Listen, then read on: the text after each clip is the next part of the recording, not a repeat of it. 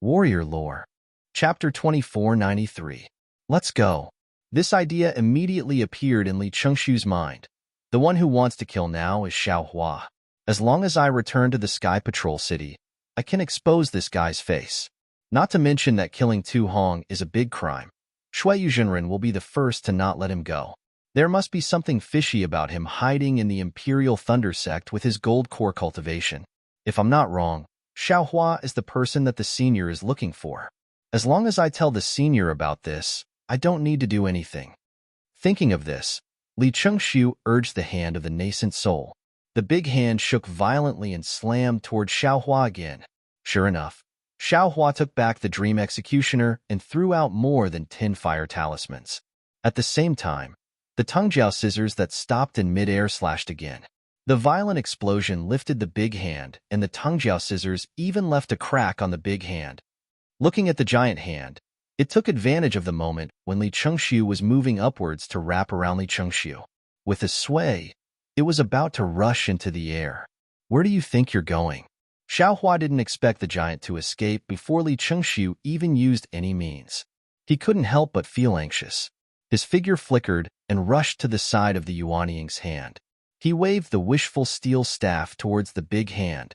Unfortunately, although the wishful staff shook the nascent soul's hand and even cracked it, the nascent soul's hand could not be stopped. Quick! Xiao Hua did not dare to let the nascent soul's hand fly away. He opened his mouth and a thread of spiritual fire flew out, entangling the nascent soul's hand. The spiritual fire was indeed useful. The nascent soul's hand shook and seemed to be trapped. Moreover, the nascent soul's hand began to show signs of collapse in the spiritual fire. At this time, Li Chengshu also went all out. He dripped another drop of essence blood into the big hand. The bloody big hand shone red. You can stay here. Xiao Hua saw that the spiritual fire was tied with the nascent soul's hand.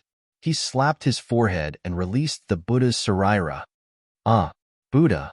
Buddhism sect. Li Chengshu couldn't help but groan when he saw the Buddha's relic shining with Buddha's light. This Xiao Hua what is his background? However, before he could think any further, the pure water bottle in the Buddha Saraira's left hand tipped slightly, and the primordial water gushed out like waves, covering the entire valley in an instant. Even the nascent soul's hand was completely covered. This was something that Xiao Hua didn't even take out when facing Marshal Kuen's Xiantian True Fire. As soon as it appeared, it immediately displayed a boundless might.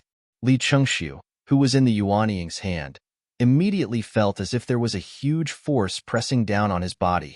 The most frightening thing was that there were tens of thousands of whirlpools spinning around the Yuanying's hand in the Xiantian True Water. Not only did the Xiantian True Water corrode the Yuanying's hand, it also corroded the Yuanying's hand even more. How many tricks does this bastard have? Li Chengshu was about to cry as he groaned.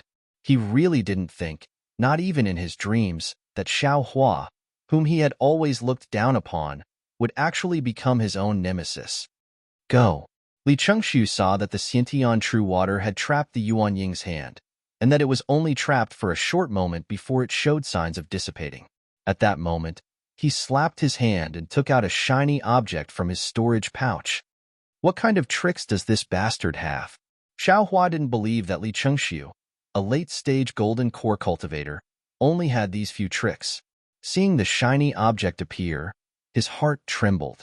However, when Li Chengshu activated his magic power, that shiny object turned into a ray of light and rushed out. The light was like a sharp arrow, splitting the Xiantian True Water apart and rushing out. He immediately shouted, "Oh no! Isn't this thing the same as the transmission talisman that Feng Buping released that day? Where do you think you're going?" Xiao Hua's figure flashed, and thunder rumbled around him. Immediately, a series of afterimages flashed as he chased after that light. Fortunately, the Xiantian True Water blocked the light for a moment. When Xiao Hua flew out of the Xiantian True Water, the light had only rushed out a few dozen feet. Just as that light was about to speed up, Xiao Hua shook his hand, and the heaven and earth sleeve came down. Pooh! Xiao Hua's Taoist robe sleeve exploded, and the light that broke through Xiao Hua's restriction slowed down. Luo, Luo, Luo. Xiaohua didn't dare to be negligent. His left and right hands used the heaven and earth sleeve consecutively, stopping that light in midair. When the light dimmed, its true form was revealed. It was a transmission talisman. Xiaohua stretched out his hand and grabbed that transmission talisman. Just as he was about to use his magic power to crush it, his heart was moved again. He released his divine sense and stored the transmission talisman into his space. Perhaps I can find out who is instructing Li Chengxiu from this transmission talisman? Xiaohua thought as he fell into the Xiantian true water again. Seeing Xiaohua return with a calm expression, although Li Chengxiu's divine sense was blocked by the Xiantian true water, he knew that his transmission talisman was intercepted by Xiaohua. At this time, he was already numb from Xiaohua's endless methods. He couldn't think of anything else. Looking at the boundless Xiantian true water that completely surrounded him, Li Chengxiu's face turned ashen. Ha! Xiaohua stabilized himself and immediately activated the Buddha Saraira. The Buddha's merciful and compassionate expression became even stronger. The Buddha's seal in his hand slowly rotated, and the Xiantian true water roared fiercely along with the Buddha's seal. The Yuanying's hand that was corroded by the Xiantian true water earlier couldn't hold on anymore. With a rumbling sound, the transmission talisman fell into the Xiantian true water and disappeared. Wang, after breaking through the Yuanying's hand, the Xiantian true water directly flooded the defensive light around Li Chengxiu. But what surprised Xiaohua was that this defensive light was actually not afraid of the Xiantian true water. After several impacts, it didn't move at all. Seeing Li Chengxiu using his magic power within the light, he rushed into the Xiantian true water, wanting to break out of the water. Xiaohua snorted coldly. He formed a sword seal and hit the sword pouch. Wang. With another burst of sword cries, the 7 flying swords rushed up again and formed a 7 stars great array in the Xiantian true water, once again surrounding Li Chengxiu. Xiaohua, this old man will fight it out with you. Li Chengxiu's eyes almost popped out of their sockets. He clapped his hands, and a beam of bright light flashed past. A round magical treasure rushed out of the defensive light and struck towards Xiaohua. Xiaohua's body trembled. Li Chengxiu's eyes almost popped out of their sockets. As soon as the magic treasure came out, an indescribable noise came from the magic treasure. The surrounding spiritual energy of heaven and earth was shaken into chaos. Even Xiaohua was somewhat unable to stand steadily when he heard it. This magic treasure was not weak, but under the 7 stars great array and the heavy pressure of the Xiantian true water, the magic treasure was somewhat difficult to fly. Moreover, the magic treasure was very close to Xiaohua at this time. Xiaohua raised his hand without hesitation. With the wishful staff in his hand, he smashed it without hesitation. Dang! With a loud sound, the magic treasure fell and flew obliquely into the Xiantian true water. Sai, seeing that he could not control the magic treasure as he wished under the heavy pressure, and that his last blow was actually hit by Xiaohua, Li Chengxiu sighed. He seemed to have aged a lot. The situation at the auction in Sentry City was clearly reflected in his mind. Could it be that, since then, this old man's fate has been decided? As soon as this idea flashed in his mind, Li Chengxiu heard a kacha sound in his ears. He saw that the light of the invisible amulet was damaged under the 7 stars great array's 7 flying swords. Now that it had been damaged, the Xiantian true water, which was previously powerless against the brilliance, immediately began to corrode. The brilliance of the amulet was about to collapse. Forget it. Li Chengxiu's vitality was extinguished. Thinking of the scene where Xiaohua destroyed the evidence, his face gave birth to a grin. Even if this old man dies, I will fight it out with you. As he spoke, the brilliance around Li Chengxiu's body swayed, and his spiritual power suddenly converged. Golden core self-explosion? Xiaohua was shocked, and his figure hurriedly flew back. Xiaohua's flying speed was fast. He had just flown a few feet when an explosion of extermination intent rushed out from the Xiantian true water. The innate true water, which could even crush a nascent soul's hand, was blasted into waves of over 100 feet tall by the violent explosion. The body of the Buddha relic that controlled the innate true water flickered with a bright Buddhist light, and its body began to sway. An extremely indescribable feeling came from the left side of Xiao Hua's Naiwen Palace. This was not the most important thing. The 7 stars great array that imprisoned Li Chengxiu was shattered by this explosion. The 7 flying swords flew out and rushed to an unknown place. The shockwave that followed the direction Xiao Hua flew and pushed him back a few dozen feet, smashing him into the mountain beside him. Although Xiao Hua hurriedly struck a spell and used the earth escape technique to rush into the mountain, his body was also violently shaken, and he suffered a rare injury. Xiao Hua's figure came out from the other side of the mountain. He slapped his hand, and a parasol pill entered his mouth. After adjusting his breathing, he rushed into the sky and circled around from the foot of the mountain. The wave-like Xiantian true water was also turned into a mess by Li Chengxiu's self-explosion. The Buddha Sarira's Buddhist light dimmed, and it actually looked dispirited. Collect. Xiao Hua urged the Buddha's Sarira, and the clear water bottle produced a suction force, slowly sucking in the scattered Xiantian true water. A force that he had never felt before came out from the clear water bottle. The hand of the Buddha's Sarira shook slightly, and it actually felt like it could not hold it. I hate people like Li Chengxiu who harm others without benefiting himself the most. Xiao Hua scanned with his divine sense, and he knew that the entire valley was destroyed by Li Chengxiu's self-explosion, not to mention his storage pouch. Most of the things were destroyed, and the broken things were scattered all over the ground. Moreover, this self-explosion also affected the Buddha's Sarira. Or maybe it's because he controlled the clear water bottle that the Sarira became so decadent. Xiao Hua complained again. Then, his eyes turned, and the 9 syllables mantra was recited from the mouth of the Buddha's Sarira. In a moment, Li Chengxiu's soul that had not yet dissipated was captured by Xiao Hua's Sarira. After a moment of questioning, Xiao Hua finally sent his soul away. -8. Chapter 2494. The self-destruction of a gold core cultivator is really too powerful. If it wasn't for the innate true water and the 7 stars great array, I would have been seriously injured. Xiao Hua put away the Buddha Sarira, then found the 7 scattered flying swords from the nearby mountain and put them into the sword pouch. Only then did he look at the messy valley inside. I originally thought I could fish out a storage pouch from Li Chengxiu, but in the end it was all for naught. Other than the golden alms bowl that had long been knocked down and some sturdy refining tools, everything else was destroyed. Even that guy's magical treasure, the pipa, was gone. If I knew it would be like this, I would have used the heaven and earth sleeve to confine it. However, he was just thinking about it. The situation was so urgent that he was injured by the air wave even though he tried his best to escape. Even if he used the heaven and earth sleeve, he would have been seriously injured. After cleaning up the mess, Xiao Hua sat on the ground and thought to himself, Master Dewey, why is he inquiring about me? But it doesn't necessarily belong to me. A cultivator who may be a body cultivator, a cultivator who may have no foundation, a cultivator whose cultivation is beyond imagination, a cultivator whose cultivation is not high, but whose magic power is far superior to other cultivators of the same level. Damn it! No matter how I look at it, he is looking for me.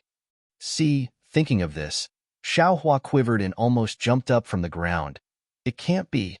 It can't be the cultivator who sealed my Anai Wan Gong?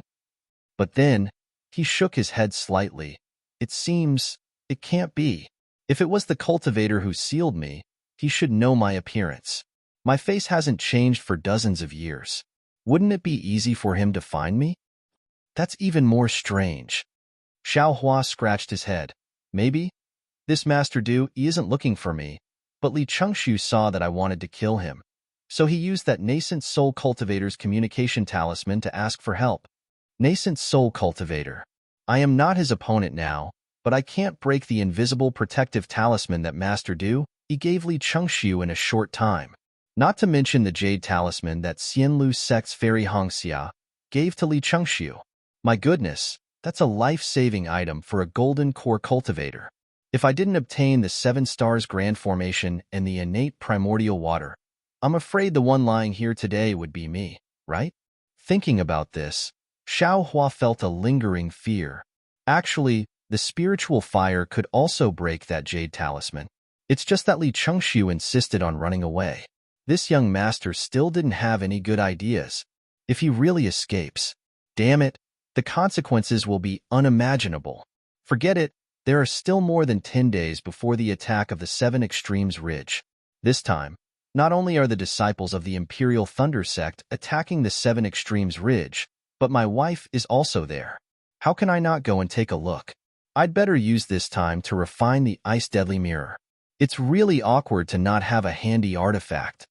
Xiao Hua waved his hand and ignited a few wisps of true Samadhi fire, burning all traces of the battle in the valley. Then, with a sway of his body, he flew towards the direction of the Seven Extremes mountain range. After waiting for an hour, he landed again, looking left and right, looking for a low-lying place and diving in back to Yanxi's mansion in Sky Patrol City. The meeting hall was bustling with noise and excitement. Today's duty was Heng Zhao from the Utopia faction. He asked, "Fellow cultivators, have all the disciples sent out to test the waters been sent out?" "Haha, I'll let you know, fellow cultivator Heng Ming. We've already discussed this matter properly. We've been working on it since the beginning of the year. Which fellow cultivator didn't do their best? They must have sent out the disciples according to the previous discussion." Zhou Qingping from the Thousand Leaves Ridge replied with a chuckle. Zhu Junwei from the Cool Breeze Valley stood up and said, "Fellow cultivator Heng Ming, the disciples of the Cool Breeze Valley were the last to leave through the teleportation device. They all left the Sky Patrol City at noon the day before yesterday, but there's no further news yet." "Well, the Sky Patrol City is quite a distance away from the Spirit Stone Veins. Even the Naming sect that left first didn't have any news, right?" Heng Ming nodded slightly, then stretched and smiled. "After this exploration is successful, we can fully engage in the battle. If possible, we'll kill all the swordsmen in the Spirit Stone Veins and end this sword principle war as soon as possible." "Haha, fellow cultivator Heng Ming, you're thinking too much." Xiong Huasong from the Black Sky sect also looked relaxed and smiled. In the sword principle war that has been going on for nearly 10,000 years, there have only been a few times when it was ended by cultivators in the Gold Core realm. Our Dao sect had always gained the upper hand from the start of the battle and forced the sword cultivators out of the sword tomb. We had even killed all the sword cultivators within the sword tomb. That was why the swordsmen from the Huan country had no choice but to hastily retreat.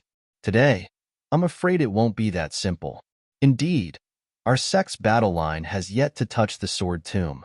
I'm afraid it won't be as simple as fellow cultivator Heng Ming thinks. Hu Ping from the Blazing Fire Mountain agreed.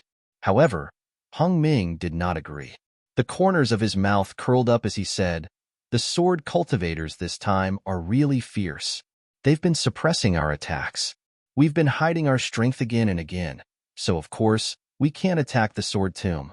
However, we've already mobilized the elites of each sect to the Sky Patrol City in advance.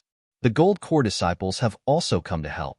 As long as we kill all the swordsmen in the sword tomb, those swordsmen will be disgraced. Do you think they'll wait for our masters to come?" "That's right." Xiang Ming from the Huan Hua sect clapped his hands arrogantly and said, "I agree with fellow cultivator Heng Ming's opinion. We've been scheming for several years and have always been showing weakness. Isn't it to lure these sword cultivators who come and go like the wind into a trap? Now that they've occupied the Spirit Stone Veins and taken away some of the fortresses that we used before, aren't they falling into our ambush? This time, we only need to probe a little more. Once we get the correct information, we'll send out all the disciples. This old man doesn't believe that a mere Huan country can be a match for our Cultivation 3 countries." "Ha ha ha, it's really like that." The cultivators were all jubilant, as if victory was already in their hands. After a long while, Qianmo, who had been silent all this time, said faintly, "This old man knows that everyone might not like what I'm saying. However, this old man doesn't have any selfish motives. I'm just thinking about the 3 countries of my Dao sect. I'm just stating facts. Since you know that your words aren't nice to hear, then don't say it." Seven Skills Sect's Wang Yi clearly looked down on Qianmo and said coldly, "Fellow cultivator Wang." Heng Ming smiled and said, "The conference hall isn't a place where one person has the final say. Fellow cultivator Qianmo naturally has the right to speak. His Imperial Thunder Sect's battle achievements are illustrious. They're not inferior to your 7 skills sect. Humph, who knows where their battle achievements came from? Wang Yi coldly snorted. Oh, fellow cultivator Wang, could it be that you have something to say? Hong Ming narrowed his eyes and asked with a sneer. Wang Yi hurriedly waved his hand. Of course not. Fellow cultivator Qian should speak. Fellow cultivator Qian has always been a modest gentleman who keeps his promises. Even if his Dao heart is damaged, he would still be a man of his word. This old man can't compare to him. Hee. The cultivators all covered their mouths and snickered. Clearly, everyone knew about Dui Qiming's matter. Cough cough, Qian Mo's face was slightly red. He coughed twice and said, fellow cultivators must still be laughing at my Imperial Thunder Sect because of Dui Qiming and Tu Hong's matter. If it was any other day, I naturally wouldn't say anything. In this world, there are clear and turbid matters. The clear ones are clear, and the turbid ones are turbid. This old man doesn't care what others say. However, today, this old man has to say a thing or two. Let's talk about Dui Qiming. This old man knew that she and Cui Hongshan were lovers. However, don't you think that the reason Tu Hong fell in love with Dui Qiming was because of love? If he wasn't infatuated, why would he put down his pride and propose marriage to a Foundation establishment female cultivator? Ha ha ha, fellow cultivator Qian, it seems this old man heard that he didn't just do it to dual cultivate with Dui Qiming, right? Wang Yi laughed loudly. At that time, did fellow cultivator Wang know? Does anyone here know? Qianmo said solemnly, it was because I didn't know that this old man helped Tu Hong. At the same time, I also helped Dui Qiming. Even after Cui Hongshan survived, this old man still wanted to marry Dui Qiming to Tu Hong behind his back. This was all for their own good. Let's not talk about Tu Hong being a golden core cultivator. In these 5 years, Dui Qiming and Tu Hong already had feelings for each other. Cui Hongshan only survived 5 years later. His appearance was definitely a mistake. What about Dui Qiming? She might have some feelings for Cui Hongshan in the past, but now, who does she have more feelings for? This old man naturally cares about his own disciple. I won't hide it from everyone. In this old man's opinion, Dui Qiming is still biased towards Tu Hong. What's more, if Dui Qiming sees Cui Hongshan now and suddenly goes back on her words and doesn't want to hold the dual cultivation ceremony with Tu Hong, tell me, what about the 2 nascent soul masters' faces? All right, let's not talk about the 2 nascent soul masters' faces. After all, my sect master said that everything depends on Dui Qiming herself. He definitely won't force her and really cancel the dual cultivation ceremony. Then what about Tu Hong's face? Do you think Dui Qiming and Cui Hongshan can peacefully cultivate on Donrain mainland? Unless they are always under my Imperial Thunder Sect's protection. If they go out to train and something happens to them, tell me, how will my Imperial Thunder Sect pursue this matter? Rather than letting them lose their lives, why not let them suffer for a long time and turn it into a short one? To help the 3 of them. If that's the case, then it's your fellow cultivator Qian's good intentions? You actually killed 2 birds with 1 stone. Not only did you save their lives, but you also saved the master's face? Wang Yi said disapprovingly. Not only that, Qianmo waved his hand and said, it should be killing 3 birds with 1 stone. 3? Wang Yi asked curiously, and whose lives? It's the lives of tens of thousands, no, hundreds of thousands of cultivators in my Dao sect. Qianmo said excitedly, Tu Hong is a talented general. In the 5 years that he has been in the discussion hall, he has indeed made illustrious military achievements. Hee. Wasn't today's plan to lure the enemy into the discussion hall the one that Tu Hong suggested? Since he is a talented general of my Dao sect, he has an important role to play. In order to keep this general in my discussion hall, my Imperial Thunder Sect has suffered some losses.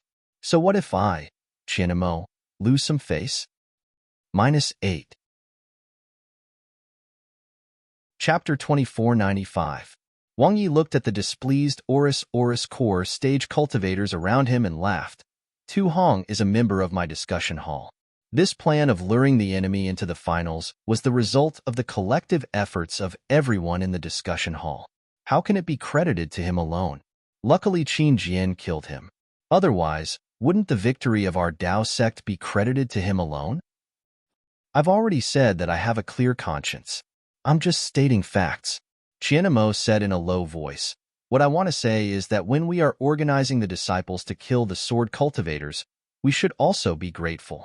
If not for Tu Hong, of course, this plan of luring the enemy would be, at this moment, there was a wave of dermic power in the meeting hall. It came from the direction of Immortal Music Sect. Hung Zhao was slightly stunned. Looking at Li Chengxu's empty praying mat, he hesitated and pointed his hand. After the dermic power wave flickered violently, an angry young woman's face appeared. Hung Zhao and the rest were shocked. They hurriedly got up and bowed respectfully. Greetings to Fairy Hung Xia. You can wait.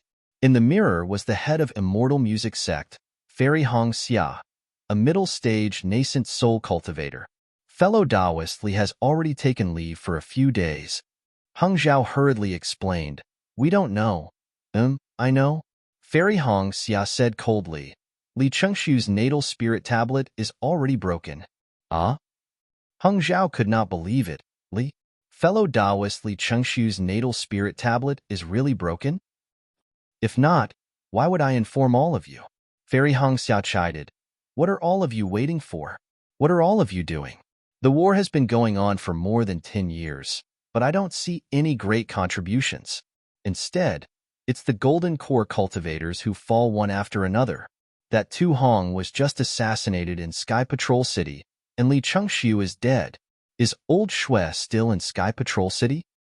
Yes. Hung Zhao's forehead was sweating. He could only lower his head and say yes. Hurry up and check the cause of Li Chengxu's death and report it to me as soon as possible. Fairy Hong Xia threw a tantrum and said coldly, I'll discuss with them. If it doesn't work, you can prepare to go to the battlefield. Yes, this disciple understands. Hung Zhao continued to bow. This disciple will immediately send someone to investigate. Humph. Fairy Hong Xia snorted and disappeared with a wave of her hand. After Fairy Luo Xia left with a scolding, Hung Jiao wiped the sweat off his forehead and hurriedly called over the disciples on duty. He took out the discussion hall token and wanted to order them to investigate. However, Qianemo raised his hand and said, Fellow Taoist Hung Jiao, it's a bit difficult for the disciples to investigate this matter. Why don't you let me go? I'll bring some disciples with me, and they'll be able to send news back in time. Taoist Qian, Hung Zhao reminded him, Li Chengxu has been on leave for a few days, and there was no movement after he was killed. He must have left Sky Patrol City. If you go there now, it's still very dangerous. Sigh. Li Chengxu was on duty in the conference hall. His death must have been caused by a sword cultivator. He sacrificed his life for our Dao sect. How can we not find the culprit? This old man is willing to take this risk. Qianemo sighed. Good. Peng Dai from Su Yin faction clapped her hands and said, Fellow Taoist Qianemo, it's still dangerous for you to go alone. How about this? I'll go with you. Great. Hung Yi smiled. Since that's the case, please take the medallion of my conference hall and bring 20 disciples on duty with you to investigate. Yes, Qianemo took the token and cupped his hands in acknowledgement. However, just as he turned his head, he clapped his hands and took out a jade slip. He handed it to Hung Ming and said, Fellow Taoist Hung Ming, I only said half of what I wanted to say. This is what I thought and said when I was chatting with Tu Hong that day. It's the layout and deduction of this battle. I'm not talented and I know that I don't have the talent to command a battle. I can only carefully record it down for the discussion of the cultivators in the discussion hall. Oh? Hung Li raised his eyebrows and hesitated. However, he still sighed and took the jade slip with a wave of his hand. After reading it with his spiritual sense, he was stunned again and said in surprise, Tu Hong, this guy is indeed a great talent. Although we were at a disadvantage in the Battle of the Spirit Veins, the attack on the Spirit Stone Veins today was a feint. Not only did we attract the attention of the sword cultivators to the Spirit Stone Veins, We even set up an ambush between the spirit stone veins to cut off the escape route of the sword cultivators. After speaking, Hung Li glanced at everyone and said, although Tu Hong is dead, he actually predicted the current situation. All right, I won't say anymore. Just wait and see. If Tu Hong is here today, this battle, we will definitely win. Fellow Daoist Hung Ming is too much. Zhou Qingping from Thousand Leaf Ridge was unhappy. Do you mean that without Tu Hong in the discussion hall, this battle cannot continue? Haha, of course not. Hung Li handed the jade slip to the cultivator beside him and said with a smile, after all, the ones doing the work are the cultivators of the Dao sect. However, with this idea, we are confident that we can save tens of thousands of disciples from dying. After speaking, everyone looked at the jade slip one by one. Everyone had different expressions. Some were shocked, some were deep in thought, and there were even some who were disdainful. All right, this is Tu Hong's idea. It is also my idea. Seeing that the jade slip returned to Hung Li's hands, Qian Mu cupped his hands and said, I hope it will be useful for the battle of the Dao sect. After speaking, Qianmo cupped his hands and was about to leave. However, after floating a few feet, he stopped again with a hesitant expression. Fellow Daoist Qian, is there something else? Hung Li asked curiously. Sigh. Qianmo looked around and looked at the golden core cultivators who looked at the jade slip with a complicated expression. However, this complicated expression only lasted for a moment. Qianmo transmitted his voice again. Fellow Daoist Hung Ming, actually, what I showed you earlier was only a portion of what Tu Hong said. Tu Hong had a plan which I find extremely inconceivable. However, if you think about it carefully, it does make some sense. However, even if I use up all my brain juice, I still can't think of anything. This is perhaps the difference between a mediocre person and a great person. Fellow Daoist Qian, what do you mean? Hung Li admired Tu Hong's plan. However, when Qianmo said something like this, he was even more shocked. Why can't you say it in person? Hee. Qianmo glanced at everyone and said, didn't you see their expressions? Just this plan alone makes them unhappy. If I take out the last portion, won't they turn the sky upside down? If that's the case, I might as well not take it out. In addition, even if I take it out, I definitely can't discuss it in front of all the cultivators in the conference hall. This is because I don't trust some of them. Hung Li hesitated and looked at the jade slip in his hand. He really wanted to see what other plans Tu Hong had. Fellow Daoist Qian, the other golden core cultivators are still fine. However, the cultivators on duty in the 3 countries can't possibly not participate, right? Yes, other than the cultivators on duty, the others can't let them know a single word. Qianmo's face flashed with a serious expression. As you wish. Hung Li took out the token and pointed his finger. A cluster of green light flew out from the token and shot into the sky like a fountain. Then, with a schwa sound, it fell and covered the first row of golden core cultivators who were sitting on the praying mats. What is this for? The Sun from the Taiching sect frowned and said in a low voice, all the fellow Taoists in the conference hall are one. All matters should be discussed together. When we came to the Sky Patrol City, Lord Sect Leader had already made it clear that this restriction should not be used unless it was absolutely necessary. Otherwise, it would cause a rift among the fellow Taoists in the conference hall. Fellow Taoist Qian, you can speak now. Hung Zhao ignored this Sun and said to Qianmo. Then, he looked at the others and sighed. Fellow Taoist Li Chengxiu has left us without us knowing. Perhaps, this is the last resort. Oh, there's news about Li Chengxiu? Xiong Huasong asked curiously, why didn't you say so just now? Could it be? Haha, fellow Taoist Xiong, you think too much. Qianmo cupped his hands and said, in a while, when the restriction is lifted, all of you can use the news about fellow Taoist Li Chengxiu as a perfunctory excuse.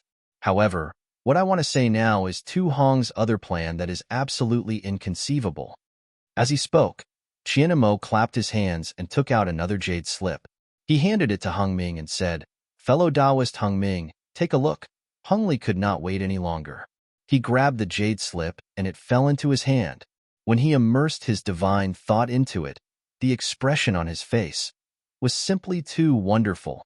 A kind of astonishment, puzzlement, and even a dumbfounded expression appeared on Hung Lee's face. Everyone was baffled. They could not imagine what kind of arrangement Tu Hong had in this jade slip that could make a golden core cultivator so astonished. The time Hung Lee spent looking at this jade slip was several times longer than the previous one. It was as if he was reading it word by word. This was extremely rare for a golden core cultivator who was used to using divine thought. Seeing how serious Hung Lee was, Desun and the rest unconsciously looked at Qianmo's face. Although they did not say anything, weren't their eager gazes waiting for Qianmo to explain?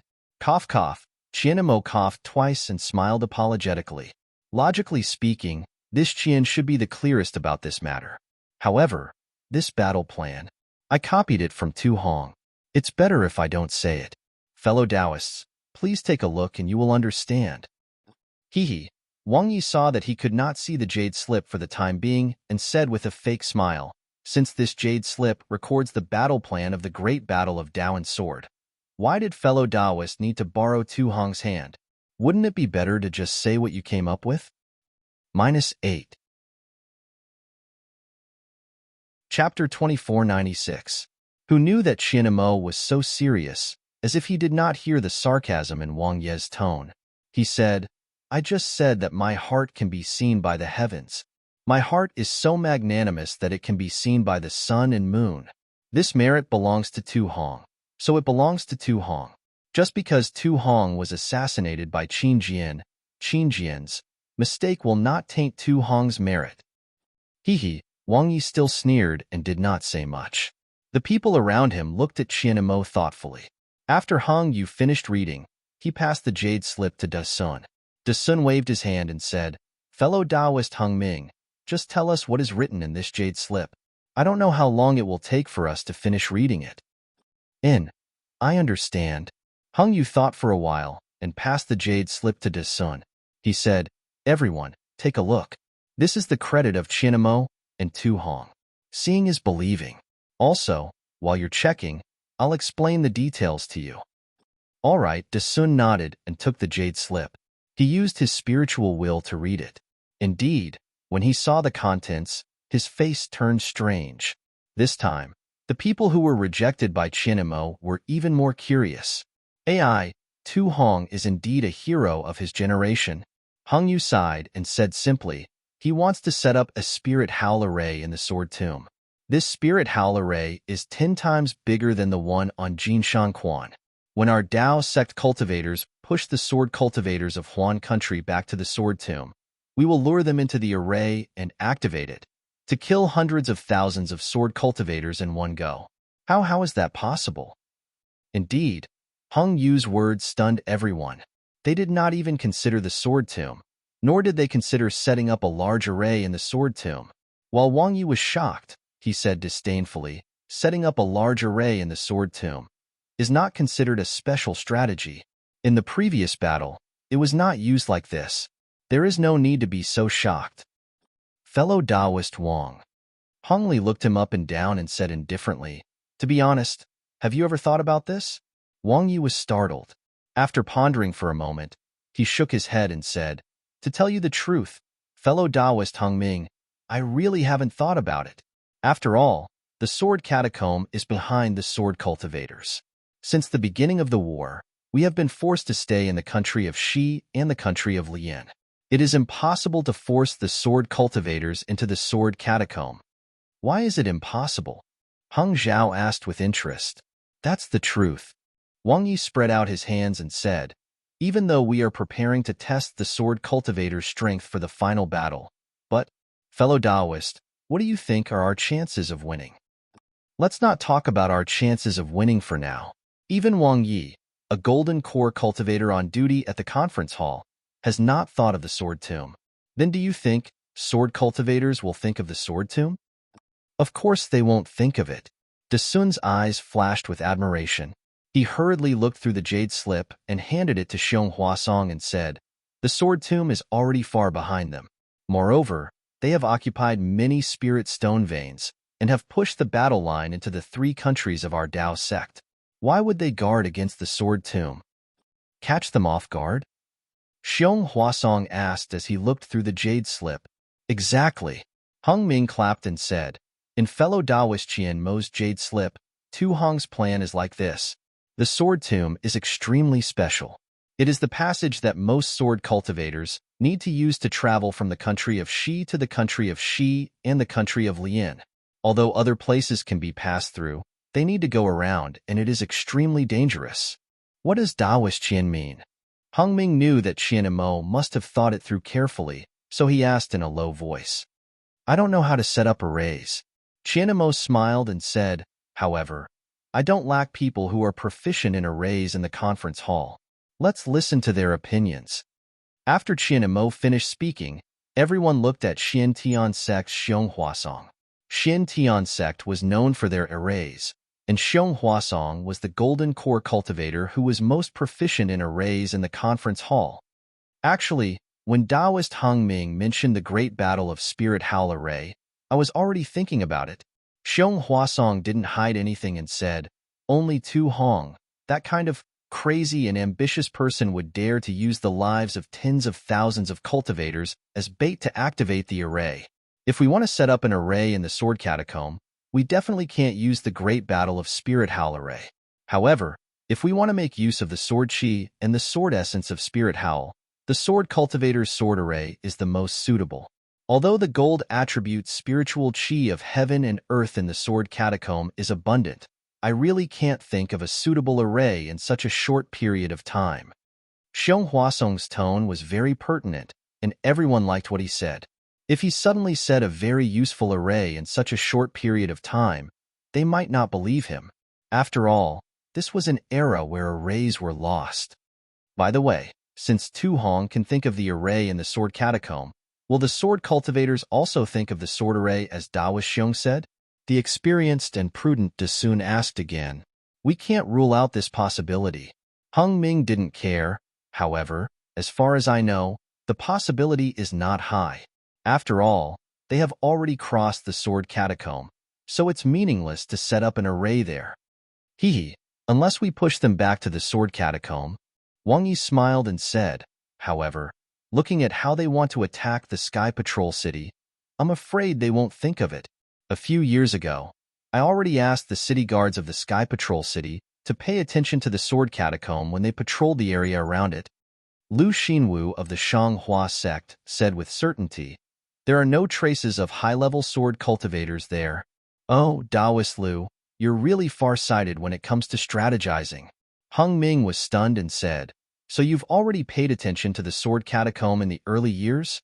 Yes, back then, the sword cultivators didn't go too far from the Sword Catacomb.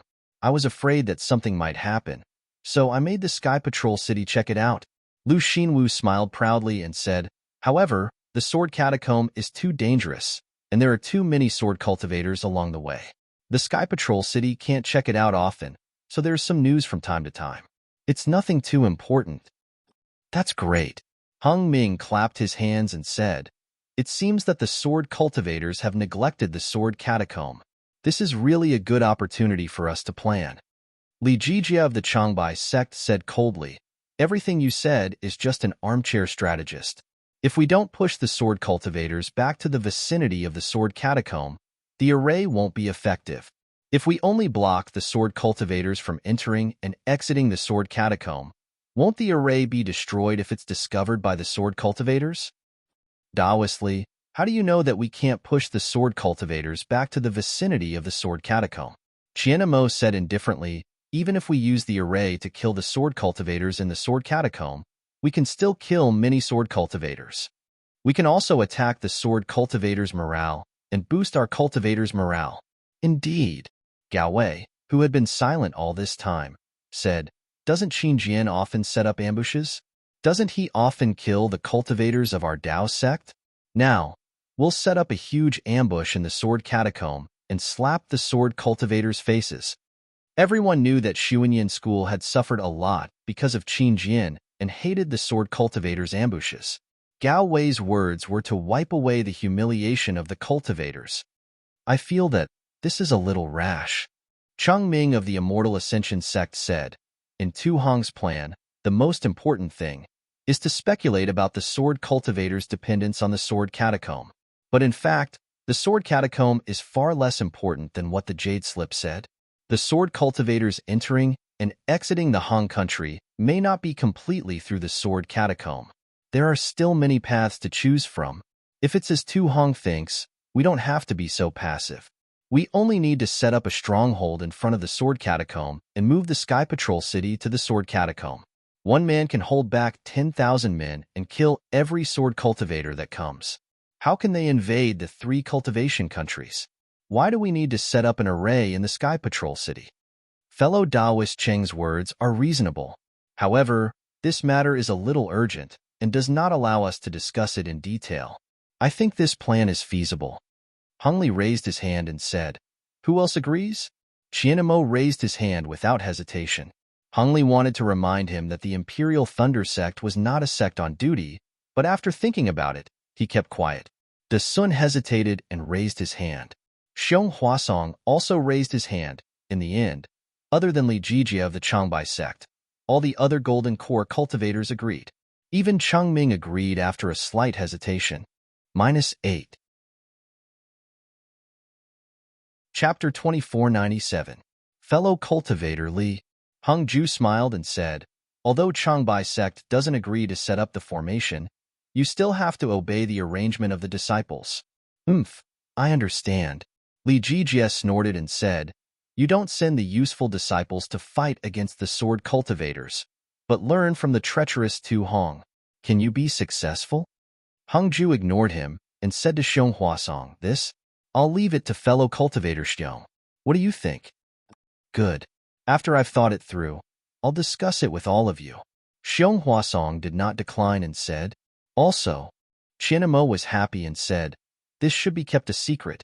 There are many sword cultivator spies in Sky Patrol City. We can't rule out the possibility of some cultivators leaking information about our sect for some benefits. I think that other than all of you, even Sky Patrol City, don't let them know about this." When he said the last sentence, Qianmo gritted his teeth fiercely. Yes, although he admired Tu Hong, but Tu Hong had also caused him a lot of trouble.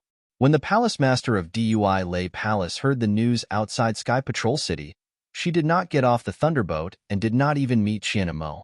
Although she did not scold or reprimand Qianmo, how could Qianmo not know about Dui Jie's anger? Fortunately, Qian Leizi did not come to Sky Patrol City. Otherwise, Qianmo would not know what to do. The reason why he recommended Tu Hong's strategy was to explain his relationship with Tu Hong, to explain what he had done and how he had become a laughingstock. On the other hand, he wanted to make more contributions so that his future would not be clouded by the shadow of the previous incident. "That's right."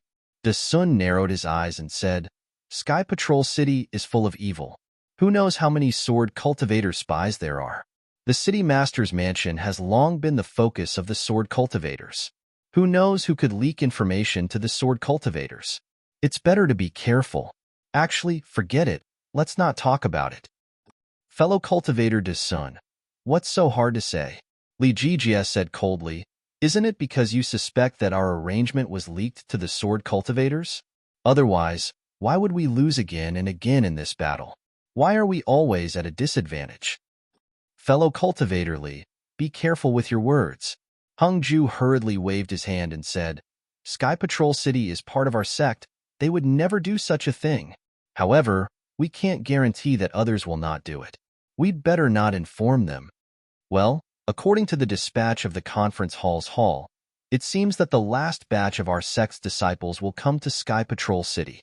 Cheng Ming from the Immortal Ascension sect suggested, "Why don't we let them go to the Sword Tomb and let Dao Friend Xiong train them in setting up the array?" "Soon I, De Sun's do, does, I De Sun, s, T S2. We Sun De Sun Sun Sun. Teet, St, Soon, SS, SSS to arrange, S begin, T yes I understand." Xiong Huasong bowed and said. After everyone finished their discussion, they lifted the restriction again. Qianmo said, "That's all I know about Li Chengxiu. His death outside the Sky Patrol City is a threat to us.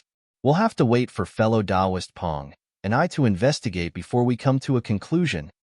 "Well, in that case, We'll have to trouble fellow cultivator Qian, Hung Ju said, following which Qian Imo and Peng Dai left. The assembly hall was originally filled with whispers due to the activation of the restriction. However, at this moment, the entire assembly hall fell into a dead silence. Qian Mo's parting words had truly touched their hearts. Yes, Tu Hong was dead. He was assassinated in the sky. In front of Shui Yu's, everyone felt that it was funny. A nascent soul realm cultivator's face was shredded. If it was in their own sect, this would never happen. But now, Li Chengxiu had been killed without anyone noticing, and it happened outside Sky Patrol City. Generally, Golden Core realm cultivators in the conference hall would not leave the city. Why did Li Chengxiu leave the city? What was so important that he had to leave the city? Li Chengxiu was the same as Tu Hong, a middle Golden Core realm cultivator. However, he was not of the same age as Tu Hong. Tu Hong was only at the middle Golden Core realm, but Li Chengxiu was already at the late Golden Core realm. Moreover, Li Chengxiu had a life-saving talisman given by Fairy Hong Xia. If one was not at the sword transformation realm, it would be impossible to kill him. Even if he met an illusory swordsman, if he was careful, escaping would not be a problem. However, Li Chengxiu was still killed. An inexplicable sadness filled the conference hall. This was something that had not happened since the beginning of the war. After the time it took to brew a cup of tea, Hong Ju's heart thumped. Earlier, everyone was still in high spirits, as if victory was within their grasp. Who would have thought that a single piece of news from Fairy Hong Xia would turn the atmosphere of the meeting hall into this? Even with Tu Hong's good plan, it would not work. Alas, we are just cultivators. We are not talented enough to command a war. Normally, people would think that since their cultivation was high, their aptitude would be high, and they would be able to command a war easily.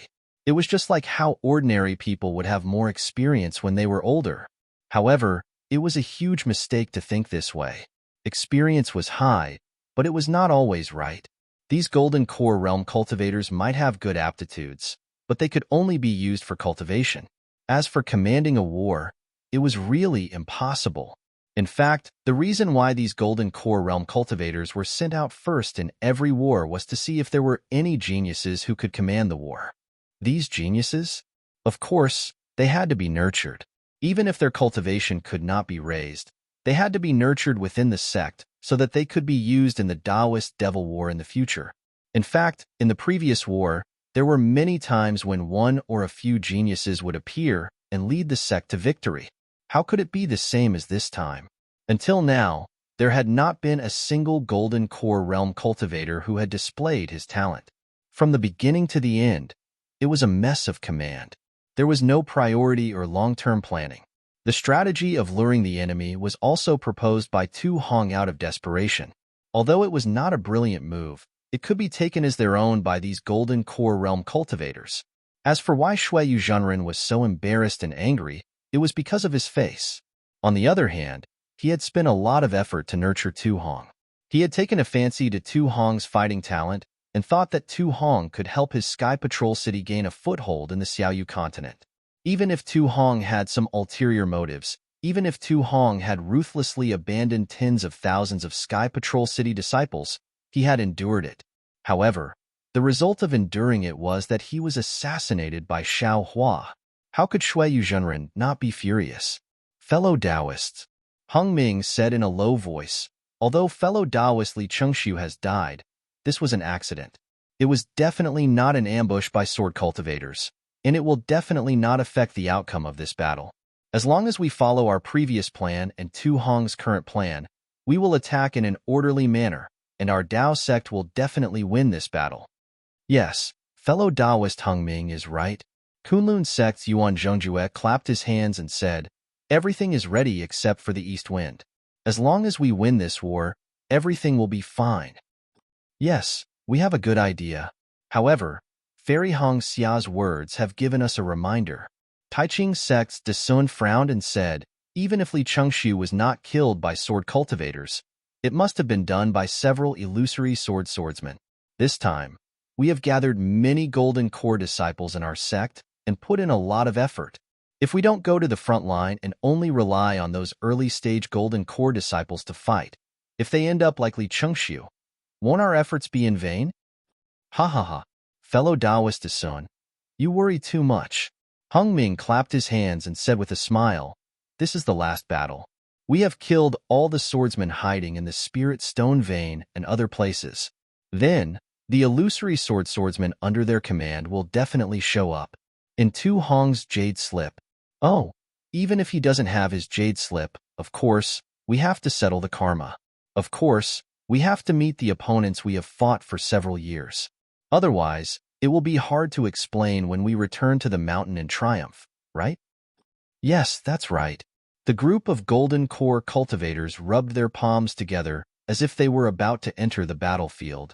Also, fellow Taoist Hung Ming, we have to send out an order from the conference hall to inform the Sky Patrol City that they will also send out disciples and golden core cultivators to assist us in the battle. Lu Xinwu of the Shanghua sect reminded them, "Fellow Taoist Lu, that's a good idea." Hung Ming nodded and said, "I will send out a token to the Sky Patrol City now.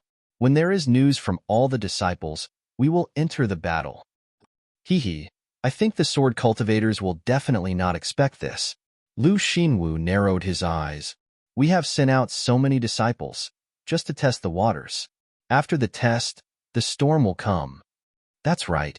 Kill the sword cultivators with the force of a storm. Hung Ming's face was filled with excitement. "Let's get ready immediately. Let all the disciples start moving. This is the chance to determine the outcome of the battle." Yes, all the golden core cultivators stood up and shouted in unison. The death of Li Chengxiu alone had caused the Golden Dan cultivators in the meeting hall to feel a sense of crisis. However, the culprit had actually escaped into a pitch-black cave. He took out a piece of bright flower stone and placed it on top of the cave, illuminating the entire cave. The cave was about 100 feet in size and was rather dry. Xiaohua scanned it with his divine consciousness and was extremely satisfied. He took out a futon and threw it on the ground, then sat down cross-legged. With a wave of his hand, he took out Tu Hong's storage bag. After searching for a moment, he took out a jade slip. He did not have time to look at the other things and kept them in the storage bag. After looking at it for a moment, Xiaohua frowned. It seemed like there was a problem that was hard to solve. However, when he raised his head and looked at the cave, the corners of his mouth curled up and he revealed a cold smile. -8. Chapter 2498. Immediately after, Xiaohua grabbed Tu Hong's Mitsubishi magic treasure with his left hand and struck it with a spell. The magic treasure trembled slightly and emitted a buzzing sound. Immediately after, 3 rays of light shot out from the 3 sides of the magic treasure, as if Xiaohua's spell was wrong. "Oomph!" Xiaohua snorted coldly. His right hand covered the magic treasure, and the universe in the sleeve technique firmly suppressed the magic treasure. The light on the Mitsubishi magic treasure overflowed and flickered abnormally, but it couldn't emit the slightest bit of light. Quick! Xiaohua's left hand continuously struck the magic treasure. Every time a spell struck the magic treasure, there would be the sound of a golden drum beating. Xiaohua actually used the Sunset Island's method of refining jade tablets to refine this magic treasure. When the Mitsubishi magic treasure completely calmed down, the 3-colored brilliance was as stable as congealed fat. Xiaohua bit the tip of his tongue and spat a mouthful of blood onto the magic treasure. Gugugugu. As soon as the blood entered the magic treasure, it immediately seeped in. The entire magic treasure seemed to be boiling, and the 3-colored brilliance alternated with each other. A golden suddenly appeared inside the magic treasure, and then gradually expanded until it submerged the entire Mitsubishi magic treasure. Strangely, the golden had just dyed the entire magic treasure when it immediately flashed again. After a few breaths of time, the golden dot disappeared, and the 3-colored brilliance began to alternate again. However, at this time, the 3 colors were so dazzling and vivid that they couldn't jump out of the magic treasure. Xiaohua let out a breath and flicked his hand. The magic treasure jumped into the air and slightly rotated. The entire cave was reflected in the 3-colored brilliance. "Little Yellow, come out." Xiao Hua's mind entered the space and called Little Yellow out. "What's the matter, mother?" Little Yellow cheerfully flew out. It first looked at the magic treasure in the air, then flew around a few times. It didn't find anything, so it asked curiously, "Hee, you stay here. I'm afraid something delicious will appear in a while." Xiao Hua smiled and instructed. Immediately, Xiao Hua clapped his hand and took out the icy mirror. A few rather unfamiliar spells were cast on the icy mirror, but the mirror was also overflowing with brilliance, radiating in all directions. Xiao Hua's expression was grave and stern. His hands continued to form spells. With the influx of magic power, the ice sea mirror began to vibrate.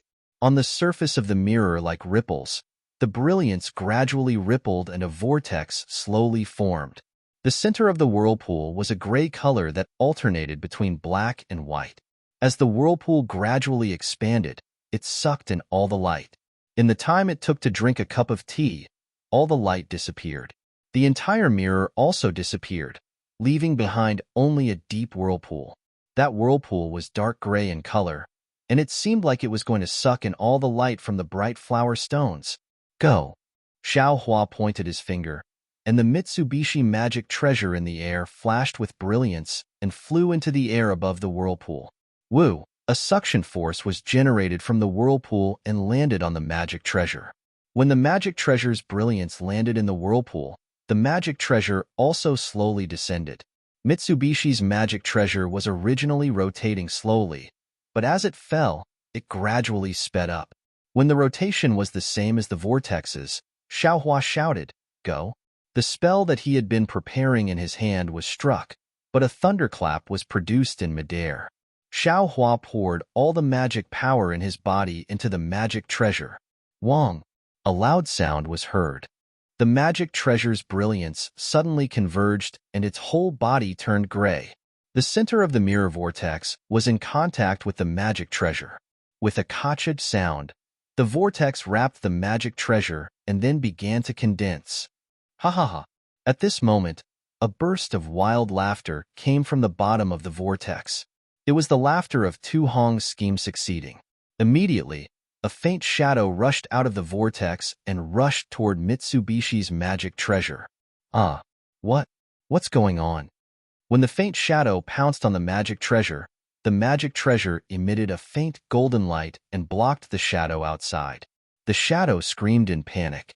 Not only that, when Goldie saw the shadow, its eyes immediately revealed a pleasantly surprised expression. With a sweep of its big tail, it flew in front of the shadow. With a humph sound, it spat out a silver light from its nose and firmly covered the shadow. Within the silver light, Tu Hong's faint figure appeared. It was the trace of his primordial spirit that was hidden in the ice sea mirror. "Fellow Taoist, spare my life, spare my life." Facing Goldie's silver light, Tu Hong panicked from the bottom of his heart and anxiously begged with a soft voice. "Humph! How can this young master spare your life?" Xiao Hua sneered. "First, you planned to kill this young master. Then you wanted to kill Dui Qiming's soul. Now you want to tamper with the magic treasure's refining method to seize this young master's body. With so many schemes, how can this young master spare you?" "This young master has his reasons." Hearing Xiao Hua mention Dui Qiming, Tu Hong hurriedly shouted, "Yu Ming died for I can't ignore her life and death. You shut up." Xiao Hua sneered. "It's fine if you want to save Yu Ming. You should use the right path and walk the right path. This young master might be able to help you, or even let you go. However, your heart is evil. You use saving Yu Ming as an excuse to do evil things. Yu Ming's life is a life, but Dui Qiming's life is not a life? How can this be? Good will be rewarded with good, and evil will be repaid with evil. It's not that there's no retribution, it's just that the time hasn't come. Now that you've met this young master, it's the right time to settle the karma. There's no point in saying more. Do you think I'm evil just because you say I'm evil? Do you think I'm good just because you say I'm good? What qualifications do you have to judge this old man?" Tu Hong shouted angrily. Although Tu Hong's voice was somewhat hysterical, it was still shrill and weak in Xiao Hua's ears. "Ha ha ha, you're right. If this young master says you're evil, then you are evil." Xiaohua laughed and ordered Goldie, "Swallow him." "Yes, mother." Goldie agreed. A silver light flashed from its nose, and Tu Hong's primordial spirit was sucked into it and disappeared. Burp, Goldie burped and laughed, "Mother, if there's such a good thing, you must call me boy more often." Hee hee, don't worry. There are many evil people in this world. It's enough for you to eat. Xiaohua laughed and kept Goldie into his space. At this time, the ice sea mirror had already swallowed Mitsubishi's artifact and returned to its original state. It was an oval mirror with tricolored runes faintly flowing on it. There were even golden threads mixed in. It was exactly the same as the Kunlun mirror that Xiaohua had seen before. "See this?" Xiaohua was obviously caught off guard. He took out Tu Hong's jade slip again in disbelief. After looking at it with his divine sense for a moment, he shook his head and said, "Apart from the refining method that Tu Hong changed, there are no other changes to this jade slip. Isn't this the ice sea mirror? How did it become the Kunlun mirror? Or maybe this thing is the Kunlun mirror." Xiaohua thought and waved his hand. The ice sea mirror fell into his hand. At this time, all of Xiaohua's magic power was used to refine the ice sea mirror. There was only a small amount left. Xiaohua urged his magic power and slightly shook the ice sea mirror. A green light flashed and several huge logs flashed out of the light, smashing into the stone wall opposite him. A hole several feet in size appeared in a flash. "Ha ha ha, this is a true artifact. This young master just urged his magic power." Xiaohua laughed heartily. Then, he swayed slightly and shot out a series of blue lights that froze the big hole in the ground. The last yellow brilliance was even more powerful. It directly penetrated the frozen big hole by several feet. The rich earth-type spiritual energy of heaven and earth was almost comparable to Xiaohua's wishful staff. When Tu Hong took this artifact, he could only use the core of the Kunlun mirror. I couldn't see its power. A part of the Kunlun mirror was used as the ice sea mirror to transform into an illusion of ice and snow to protect Yu Ming's corpse. Now that the two parts are combined into one, others shouldn't be able to see any clues. Xiaohua's hand caressed the Kunlun mirror very lovingly. He muttered in his heart. After all, he didn't have a suitable artifact now. When he fought with others, he would be at a disadvantage. After refining the Kunlun mirror, Xiaohua opened his mouth and still wanted to fuse it into his body. Unfortunately, his body was of the Phoenix bloodline and had been tempered by the primal chaos qi. No artifact could be fused into his body like ordinary cultivators. Therefore, he could only send it into the Buddha fire. There were still many things in Tu Hong's storage bag. Xiaohua only roughly looked at them before. However, he didn't have the mood to carefully look at them now. Not only did he not know the origin of these things, but Tu Hong's rumors had not stopped for a day. All of these things could be the source of Xiaohua's exposure. He wouldn't be anxious to be fooled. "Damn it, Li Chengxiu, Li Chengxiu, you are a golden core cultivator of the discussion hall. How could there be few things in your storage bag? It's a pity that your self-destruction was too ruthless. Other than the incomplete jade strips, everything else turned into nothingness. There was a golden alms bowl left behind. That pipa or whatever was left behind. Nothing was left behind." Xiaohua recalled Li Chengxiu's self-destruction and felt pity in his heart. Fortunately, Marshal Kuen's storage bag is still intact. Otherwise, this young master's efforts would have been in vain. Then, Xiaohua took out Marshal Kuen's storage bag. When he immersed his divine sense into it to take a look, he almost jumped up from the ground. How is this possible? This guy, there are materials in his storage bag that can repair the Grand Universe shifting token? Joy appeared on Xiaohua's face. Almost without hesitation, he took out all the jade strips in Li Chengxiu's storage bag. When he hurriedly finished looking through them, he couldn't help but feel slightly disappointed. Damn it, these materials are indeed needed to repair the Grand Universe shifting token. However, the most important materials are missing. I'm afraid that this guy randomly collected them. Thinking about it, Xiaohua's gaze landed on the other materials that were placed together with those materials. He seemed to be deep in thought. Thunder Roll Stone? Isn't this the material that Li Zongbao mentioned to refine some lightning pool? This guy actually has so many Thunder Roll Stones. Moreover, his jade strips even have the secret method to refine a lightning bolt. This is the secret of my Imperial Thunder sect. How could he possibly bring these things to Sky Patrol City? Moreover, his storage bag only has the materials to refine the Grand Universe shifting token, but doesn't have the secret method to refine or repair it. It's very obvious that he doesn't know how to refine the Grand Universe shifting token. Then why did he collect so many materials? -8. Chapter 2499. Other than Daoist Jingyu, I'm afraid I can't think of any other reason. Marshal Kuin has a fire attribute physique, so he must be a weapon refiner in my Imperial Thunder sect. That Daoist Jingyu is also a weapon refiner, so the two of them might be related. Also, I've never met this Marshal Kuin before, so why would he set up some six-ding mountain ceiling magic formation here to plot against me? Also, he knows so much about me. If he didn't take orders from Daoist Jingyu, what other reason could there be, right? How did this guy know that I have the strength of a golden core? I'm afraid it was Ming Mao or Dui Ling who revealed it. Alas, this woman. How could she keep a secret? Xiao Hua sighed, but then he was shocked again. Also, Kuren Fian. That's right, Kuren Fian is a disciple of the Earth Thunder Palace. During my second Foundation establishment experience, she suddenly attacked and wanted to kill me. Looking at the situation, she seemed to have no choice. Although she was extremely unwilling to attack, she still had to attack. Could it be Marshal Kuin? Forget it, Marshal Kuin is already dead, and Kuren Fian is also dead. Who knows if it's them? Xiao Hua sneered. Looks like I was right to hide my cultivation.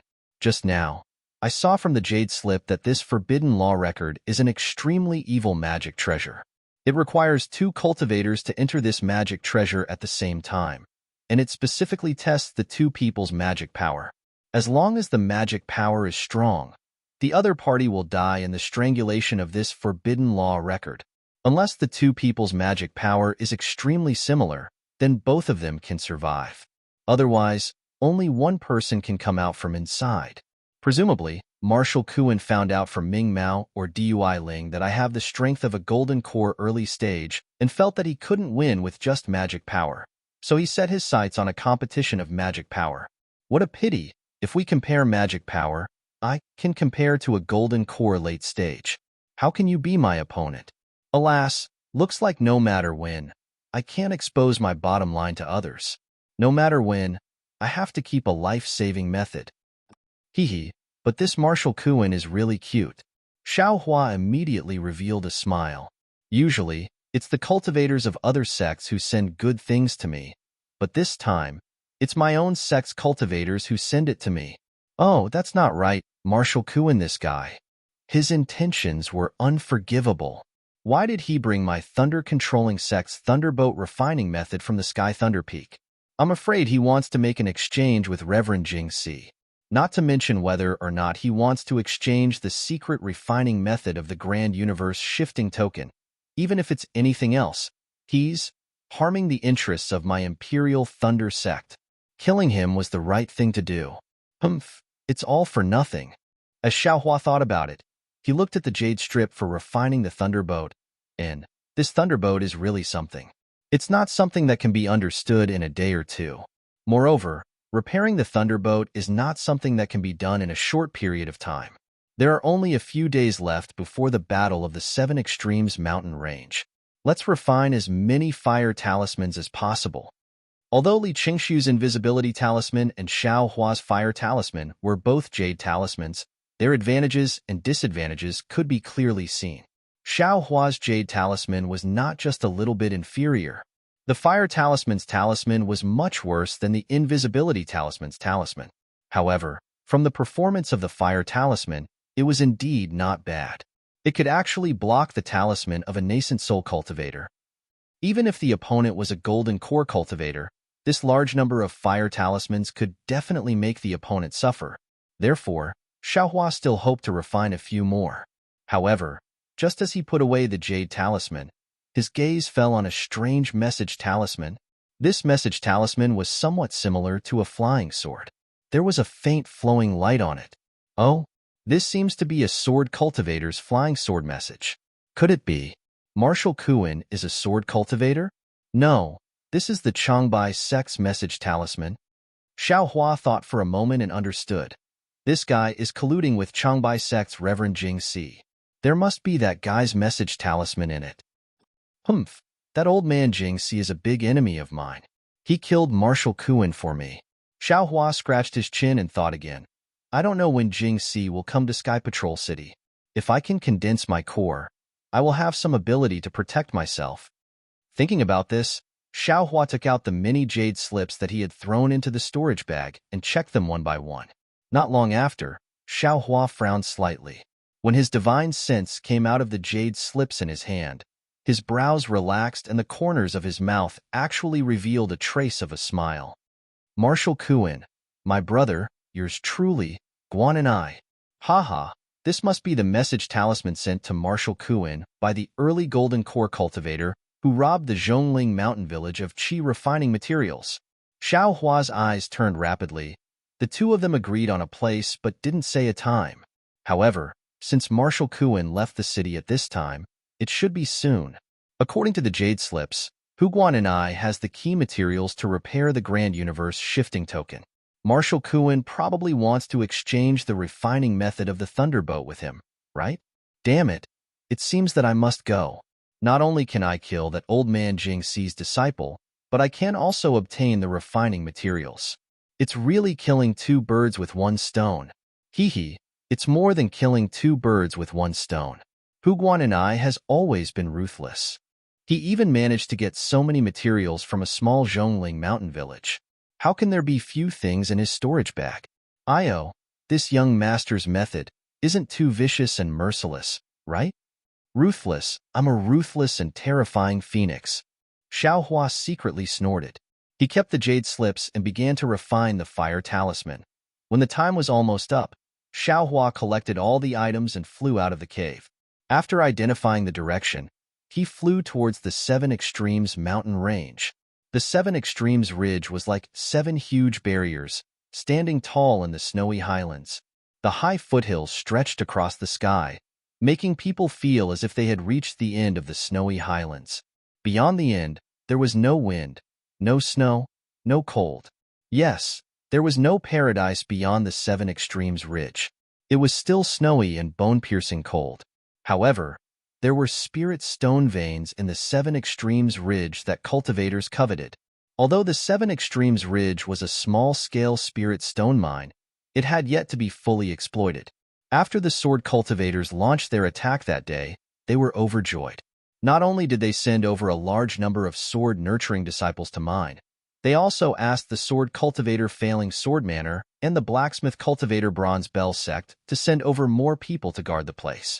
In addition, the other sword sects also sent over disciples to support them. At this time, in the cave residence where the cultivators of Sky Patrol City were resting, Ruasi and Yunbai of Failing Sword Manor, as well as more than 10 disciples from other sects, were sitting on jade chairs. The sword light on each person's body was faintly discernible, and the faint sound of the sword was incessant. It seemed that they were practicing some kind of sword array. As the sword light on everyone's body became more and more obscure, the sound of the sword also became more and more uniform. In the end, there was a clang like the sound of a golden drum. A huge flying sword suddenly appeared in the middle of the crowd and rushed into the rock wall above the cave residence. With a loud boom, a black hole of several feet in size was blasted out by the huge sword. Ha ha ha, Ruasi, who was sitting on it, was a strong female cultivator of Grade 1 illusory sword. She had thick eyebrows and big eyes, quite masculine. She laughed and stood up, saying, "Sword friends, you've worked hard. Our sword array is so powerful with just a little cooperation. It's more than enough to protect this small spirit stone vein. When you go back to your respective sects, you still have to practice this sword array well." Senior Rusi, a sword cultivator of Grade 6 illusory sword, stood up and said with a smile, "Senior, thank you for teaching us. This sword array is the secret of Failing Sword Manor. Now for the battle of our sword realm. Senior taught us without reservation. We have benefited a lot." Haha, whether it's Failing Sword Manor, Lu Jian Sect, Failing Feather Sect, or Yin Yang Sword Sect, they are all members of our sword realm. The most important thing is to kill the Tao cultivators and control all the spirit stone veins in the hands of us sword cultivators. Ruasi waved her hand casually and said with a smile, "You just have to remember these words and practice the sword array well. As long as you kill more sword cultivators, I will be gratified." This sword formation was passed down long ago when Senior seized this spirit stone mine while bathed in blood. Over the years, we disciples of various sects and even disciples of different sects have diligently practiced it. We've long been familiar with it. Another sword cultivator of grade 5 illusory swords stood up and cupped his hands, saying, "It's just that our 7 Extremes Ridge has exceeded the vision of the Tao sect cultivators. I'm afraid they won't pay attention to this place. Otherwise, our flying swords will definitely kill more cultivators." Chun Jinyo's words are wrong. The sword cultivator of grade 6 illusory sword shook his head and said, "It's not that our 7 Extremes Ridge is too far, and it's also not that our spirit stone vein is too small. It's just that our sword cultivators' warriors are too outstanding in this battle. They've beaten the cultivators to the point that they've retreated. They've gained the upper hand in every aspect. That bullshit meeting hall is badly battered and exhausted. They're simply unable to reach my 7 Extremes Ridge."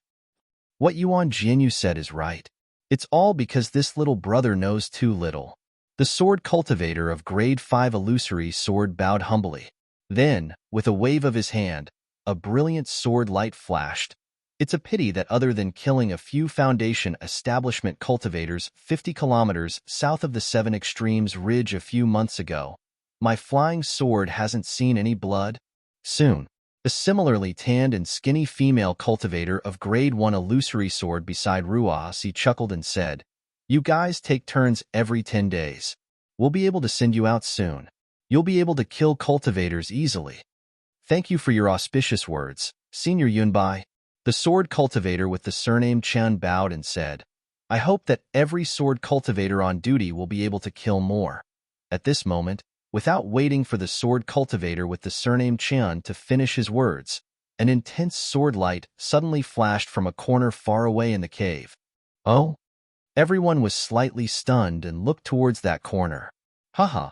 Yunbai laughed when she saw this. "Look, just now when we were talking about killing cultivators, there are cultivators passing by our 7 Extremes Ridge.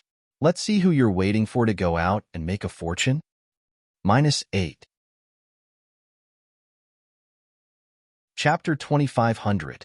With that, Yunbai waved her hand, and a crimson sword energy fell into her hand. It was a small sword about an inch long. "Go!" Yunbai shouted. The small sword flew into the air and exploded with a pong sound, revealing a square sword shape. Inside the sword shape was a vast expanse of whiteness. After everyone looked at it for a moment, more than a dozen swordsmen of both sexes appeared from the white expanse. These flying swords were actually set up by sword cultivators. The situation from 100 miles away could be transmitted to this place through the other flying swords. "Oh, so it's another group of sword cultivators here to support?" Yunbai couldn't help but reveal a trace of bewilderment when she saw this. That's over 10 swordsmen at the 6th grade of the sword. Why were they suddenly sent here? They might not be reinforcements. Ruasi shook her head. Maybe they have another mission and are just passing by the 7 extreme mountains and are resting here. Okay, I understand. Yunbai nodded and waved her hand. The square sword shape gradually closed and turned into a crimson flying sword that landed in a corner of the cave. Ruasi pointed with her hand and ordered, "Sword Cultivator Chun, take a few disciples to greet them." "Yes, this disciple understands." Sword Cultivator Chun bowed and flew out of the cave with a few 6th grade swordsmen. After a while, Swordsman Chen and the dozen or so bright swordsmen came into the cave. The first one was a swordsman with thick eyebrows and big eyes. He led everyone forward and bowed.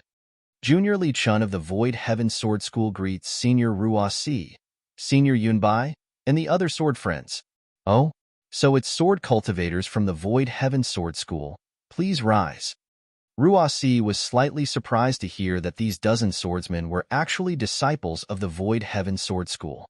The Void Heaven Sword School was in the limelight in this battle. Qin Jian's reputation was even more resounding than Lu Ruochang's.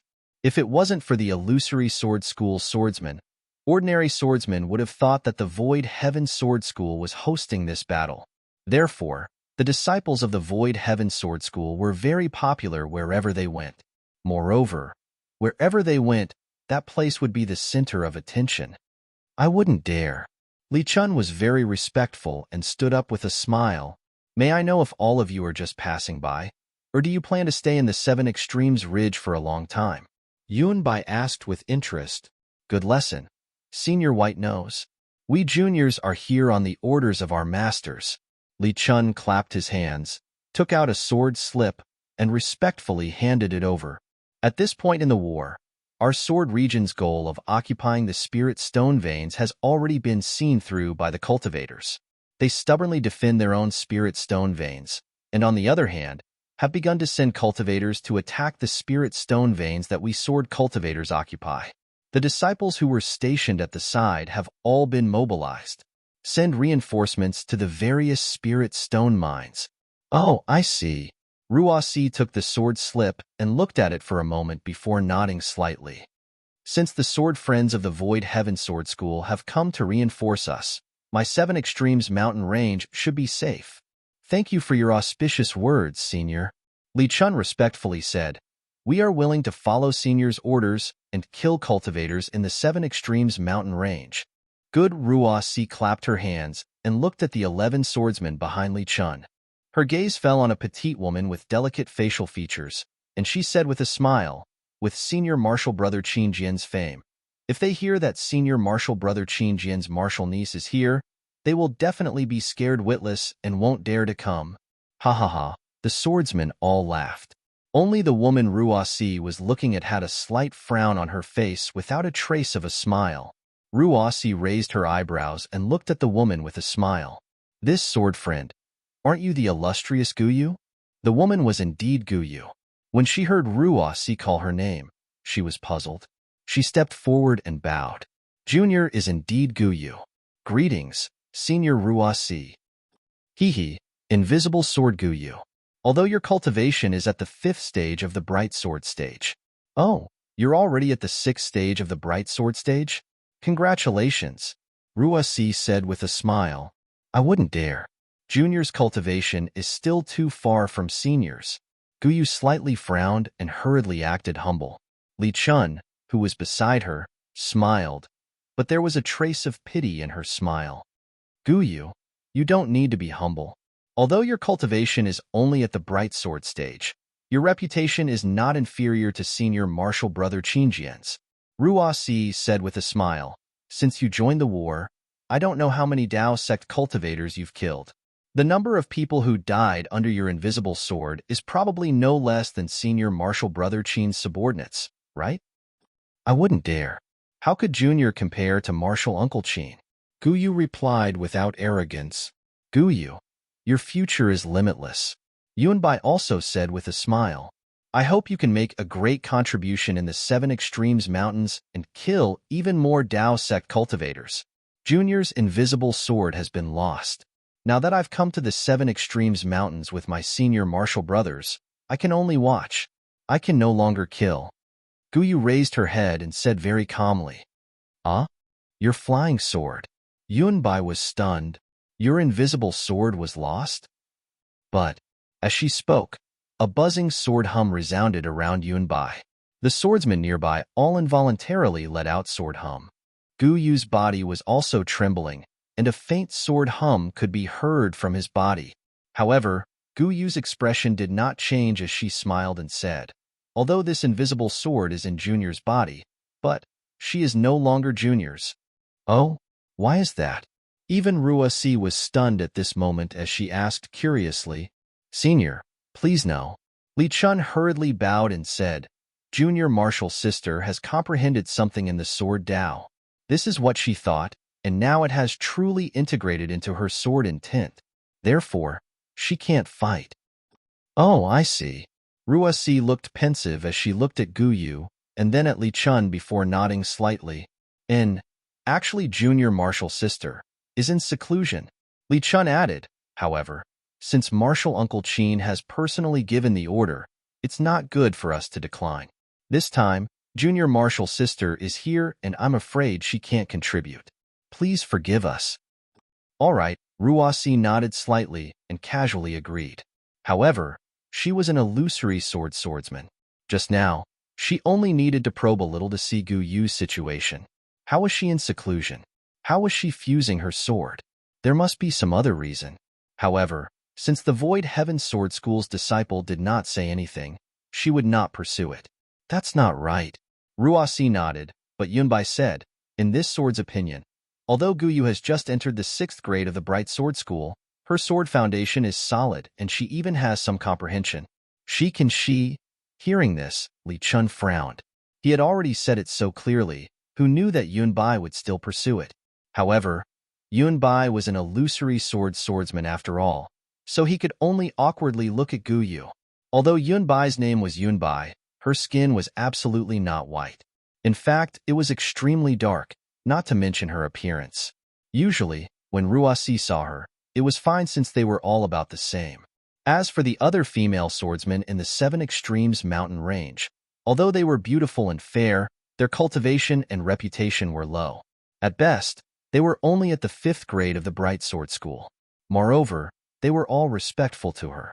Although she was somewhat unhappy, she was also satisfied in her heart. Today, seeing Gu Yu, not to mention Gu Yu's snow-white skin, not to mention Gu Yu's pair of big eyes, not to mention Gu Yu's curvaceous figure, just Gu Yu's neither haughty nor humble, icy and intelligent temperament was enough to draw out a little bit of jealousy in her heart. Not to mention, the reputation of Shapeless Sword Gu Yu was very well known among cultivators. Even Li Zongbao knew of it, so how could Yunbai not know? A mere 6th grade Bright Swordsman was actually more famous than her, an illusory swordsman. This was naturally not something that Yunbai could tolerate. Therefore, when she saw Gu Yu explaining indifferently to Li Chun, Yunbai mercilessly asked. Gu Yu saw Li Chun's concerned and helpless gaze and only nodded slightly. She bowed towards Yunbai and Ruasi and said, I won't hide it from the 2 seniors. Although this junior was in seclusion, I have already come out. First, I comprehended the sword intent and now, I have already communicated with the sword spirit. As for why this junior is only here as a spectator, that is because this junior has already sworn that I will not take the initiative to kill a Dao sect cultivator and will never use the invisible sword to kill any cultivator. Oh, why is that? Not only was Yunbai surprised, even Ruasi was surprised.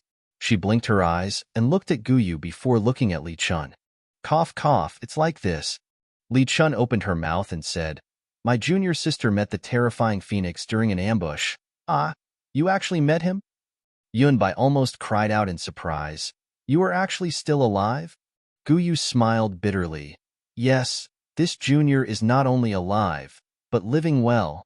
The terrifying phoenix is vicious and merciless. How could he let you go? Ruasi looked at the surrounding swordsmen who also had some fear on their faces and said softly, that fellow not only killed Ling Yunwu and the other 12 swordsmen of the Soaring Wind Sword sect, he also killed Zhonghao Xuan and the other 6 swordsmen of the Bright Sword sect. Even Yu Ming of the Quilted Mountain sect was scared out of his wits. This junior did not expect him to be the terrifying phoenix at that time. A trace of fear flashed across Gu Yu's face as she said without hiding anything, at that time. He did not reveal his phoenix dharma body. Furthermore, this junior only thought that he had died in the spirit stone mine of the Quanjin Mountain. I simply did not expect him to be the terrifying phoenix. However, he did not seem to be as ruthless and bloodthirsty as what Senior and the others said. Gu Yu bit her lips and said softly, How is that possible? Yunbai sneered. This sword heard that this fellow looked like a foundation establishment cultivator on the surface. However, he could even kill Ling Yunwu, who was at the 3rd grade of the illusory sword. How could he be a foundation establishment cultivator? At the very least, he should be a late-stage golden core cultivator. Even a late-stage golden core cultivator like him would not let go of sword nurturing and bright sword cultivators. He killed many of them in the Gale Snow field. How could he let such a fiend off? Yunbai's words made it seem like it was normal for Guyu to die. -8. Chapter 2501. Guyu squints her eyes and a trace of indiscernible expression flashed across her crescent-like eyes. She continues, that day Junior used Formless Sword to plot against terrifying Phoenix. After being discovered by him, he used a magic artifact to chop Junior's right arm off. Oh? When everyone heard this, they looked at Guyu's undamaged right arm and were all shocked. Sigh, Guyu sighs. Junior was completely disheartened and knew that I had met my nemesis and was bound to fall. But just as Junior screamed and revealed myself, that guy actually gave Junior the Formless Sword and broken arm.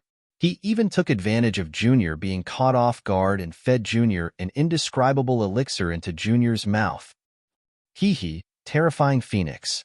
Does he know you? Yunbai laughs coldly. Guyu shakes her head. Of course Junior doesn't know him. Even after escaping, I carefully thought about his appearance and the news from Gale Snowfield. Only then did I know that he was terrifying Phoenix. Then why did he let you go? Why did he give you an elixir? If not for his elixir, you might not be able to keep your right arm, right? Yunbai asks. Guyu is silent, but her eyes are unyielding. Hee, Guyu. If your right arm is broken, even this sword will feel pity for you.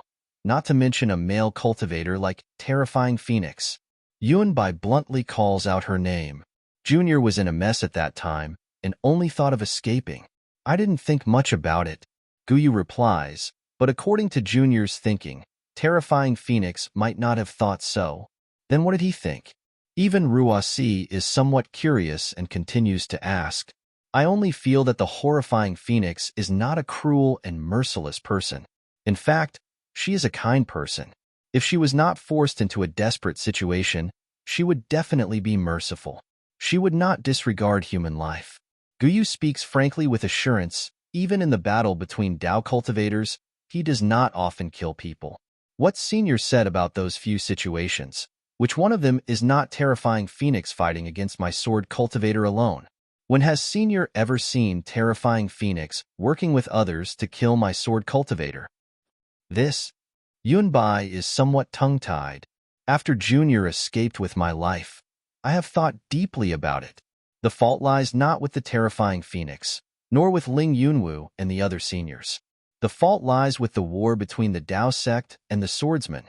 Guyu's big eyes flashed with extraordinary splendor as she said, we swordsmen control the sword domain and are already free and unfettered. So why should we conspire against the Cultivation 3 kingdoms? Even if we don't have spirit stones, we can still exchange things with the 3 kingdoms. There was no need to make such a big fuss and sacrifice the lives of thousands of swordsmen. If it wasn't for the Sword Dao War, the horrifying Phoenix wouldn't exist, and Ling Yunwu and the others wouldn't have died. What do you know? Ruasi sneered. The Great War of the Sword Dao is far from something that a mere sword user like you can understand. That's right, this Junior naturally doesn't know. Guyu sighed with emotion. Junior only knows that the flying sword is based on Zhongchong, with rather break than bend as sword intent, with a heart full of hot blood to cultivate the spirit sword in the heart. But now, in the war, you try to cheat and deceive each other. You kill me, I kill you. The spirit sword in my heart has long been blinded by hatred. It has long lost its spirituality. What's the difference between this and the Dao sect's flying sword? Moreover, the formless sword in this Junior's hand requires a pure heart and a clear state of mind. Only then can it succeed. After this Junior participated in the Great War, I always schemed to kill cultivators. My heart has already fallen, and dust has long accumulated in it. How can it still be traceless?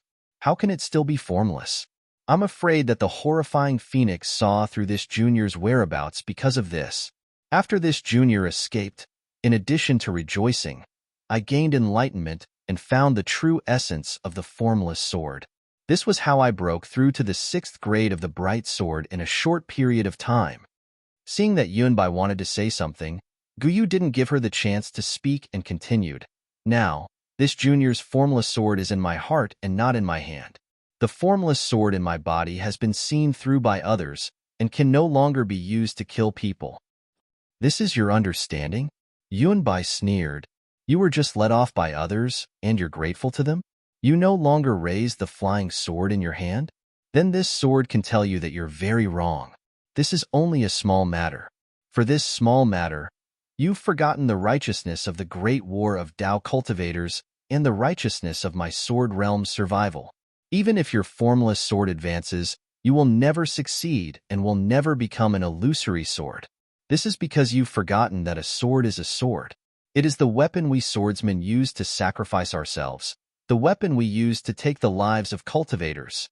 As she spoke, Yunbai opened her mouth and a string of lotus flowers flew out. It streaked across the air, and an extremely sharp sword chi landed on Guyu's head. That sword chi was unhindered and had already shaved off most of Guyu's black hair. Facing such a flying sword, can you stay true to your heart? Can you allow yourself to be slaughtered? Senior. Guyu was fearless and calmly said, facing this threat, this junior naturally won't wait for death. However, this junior has already said that this junior's sword is in my heart and not in my hand. Ridiculous. I didn't expect the Void Heaven Sword School to have senior martial brother Qingjian, who killed Tu Hong, to have someone like you. Yunbai was about to scold her again, but Ruasi waved her hand and stopped her. No need. Since little friend from the Void Heaven Sword School came to support us, they naturally don't have to fight. It's fine as long as they have the intention. Besides, my 7 Extremes mountain range has more than 30,000 swordsmen. So what if we lose one? Hearing Ruasi's decision, although Yunbai was unwilling, she could only shut her mouth. Even now, this female illusory sword school swordsman still didn't understand why she suddenly made things difficult for this beautiful swordsman who was only at the 6th grade. Hearing this, Li Chun let out a long sigh and helplessly looked at Guyu. He had heard Guyu say the same thing back then. He was even more surprised than Yunbai and the others. Although Guyu's words revealed a thorough understanding of sword essence, and Guyu really relied on this understanding to advance. However, this was a battle between Tao cultivators. Who cared about what kind of understanding you had? You only needed to contribute to the sword domain and kill as many cultivators as possible. Not only did you not kill cultivators, but you also pointed out the inappropriateness of the sword Tao battle. Wasn't this clearly against the sword domain? Fortunately, Qingjian's reputation had always been extremely resounding, especially when it was said that Tu Hong was killed by Qingjian. Although Qingjian denied it in the sword domain, those who didn't know the truth still put this credit on Qingjian's head. Although formless sword Guyu's reputation was resounding, there were many who were on the same level as her. She was far from being as arrogant as Yunbai said. Guyu's change had only happened recently. If she didn't say it herself, how could others know? Even if he knew, just like Ruasi, he would still give in because of Qingjian. Many thanks, Senior Ruasi. Guyu bowed very graciously. Seeing Guyu being so obedient, Yunbai couldn't help but feel awkward. Inside the cave, the other drawing swordsmen were also a little surprised. They unconsciously looked at each other, not only because of Guyu's words, but also because of Yunbai's actions. At this moment, a buzzing sound came from the place where the message was sent. A sword light suddenly flew out. Could it be that there are other sword friends coming to support? Ruasi obviously wanted to change the topic. She smiled and pointed with her finger. The sword light flew into the air. Just as the scarlet brilliance was about to explode, a few more buzzing sounds were heard. Not good. Ruasi's expression changed. She grabbed with one hand, and several scarlet brilliance flew into the air. Open! He heard Ruasi's soft reprimand, and several sword lights completely exploded. Several square mirrors were scattered in the air of the cave residence. See, so many cultivators? When Ruasi saw the dense crowd of cultivators flying over from afar, covering the sky and covering the earth, there were even more than 10 huge flying magic tools. Ruasi's eyes narrowed, and his heart was filled with horror. Sister, Yunbai was even more puzzled. When was my 7 Extremes Ridge valued so highly? Looking at the incoming cultivators, there should be more than 10,000, right? More than that, Ruasi bit her lips and said coldly, to be able to activate 7 messenger flying swords, How could there be less than 20,000? These cultivators seem to be Huanhua sect disciples? Li Chun was a little hesitant, as if he couldn't make up his mind. That's right, they are Huanhua sect disciples.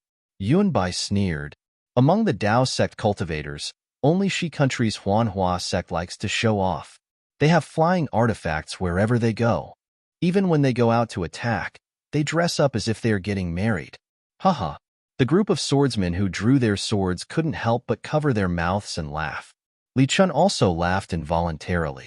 It seemed that this was the first time he heard such a description of Huanhua sect disciples, and he vaguely understood Yun Bai's previous reproach to Gu Yu. Just as everyone was carefully inspecting, dozens of lights shot out from the Huanhua sect disciples.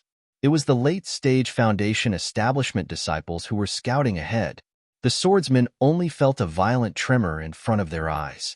The mirror suddenly turned black, and all the images disappeared. Then, with a few crisp sounds, the mirror cracked inch by inch, turning into specks of fluorescent light that fell into the air. Obviously, the Huanhua sect disciples discovered the messenger flying swords and destroyed them. Huanhua sect actually launched a large-scale attack. This is really not good. Ruasi looked at the shattered fireflies in the air. Although her tone was very grim, the expression on her face didn't change much. These Dao sect bastards are really tired of living. Yunbai sneered. They want to attack my 7 Extremes Ridge with just 20,000 disciples? Let's not talk about anything else. On that day, my sword cultivator invested nearly 40,000 disciples in Golden Spring Mountain. Seniors, please understand.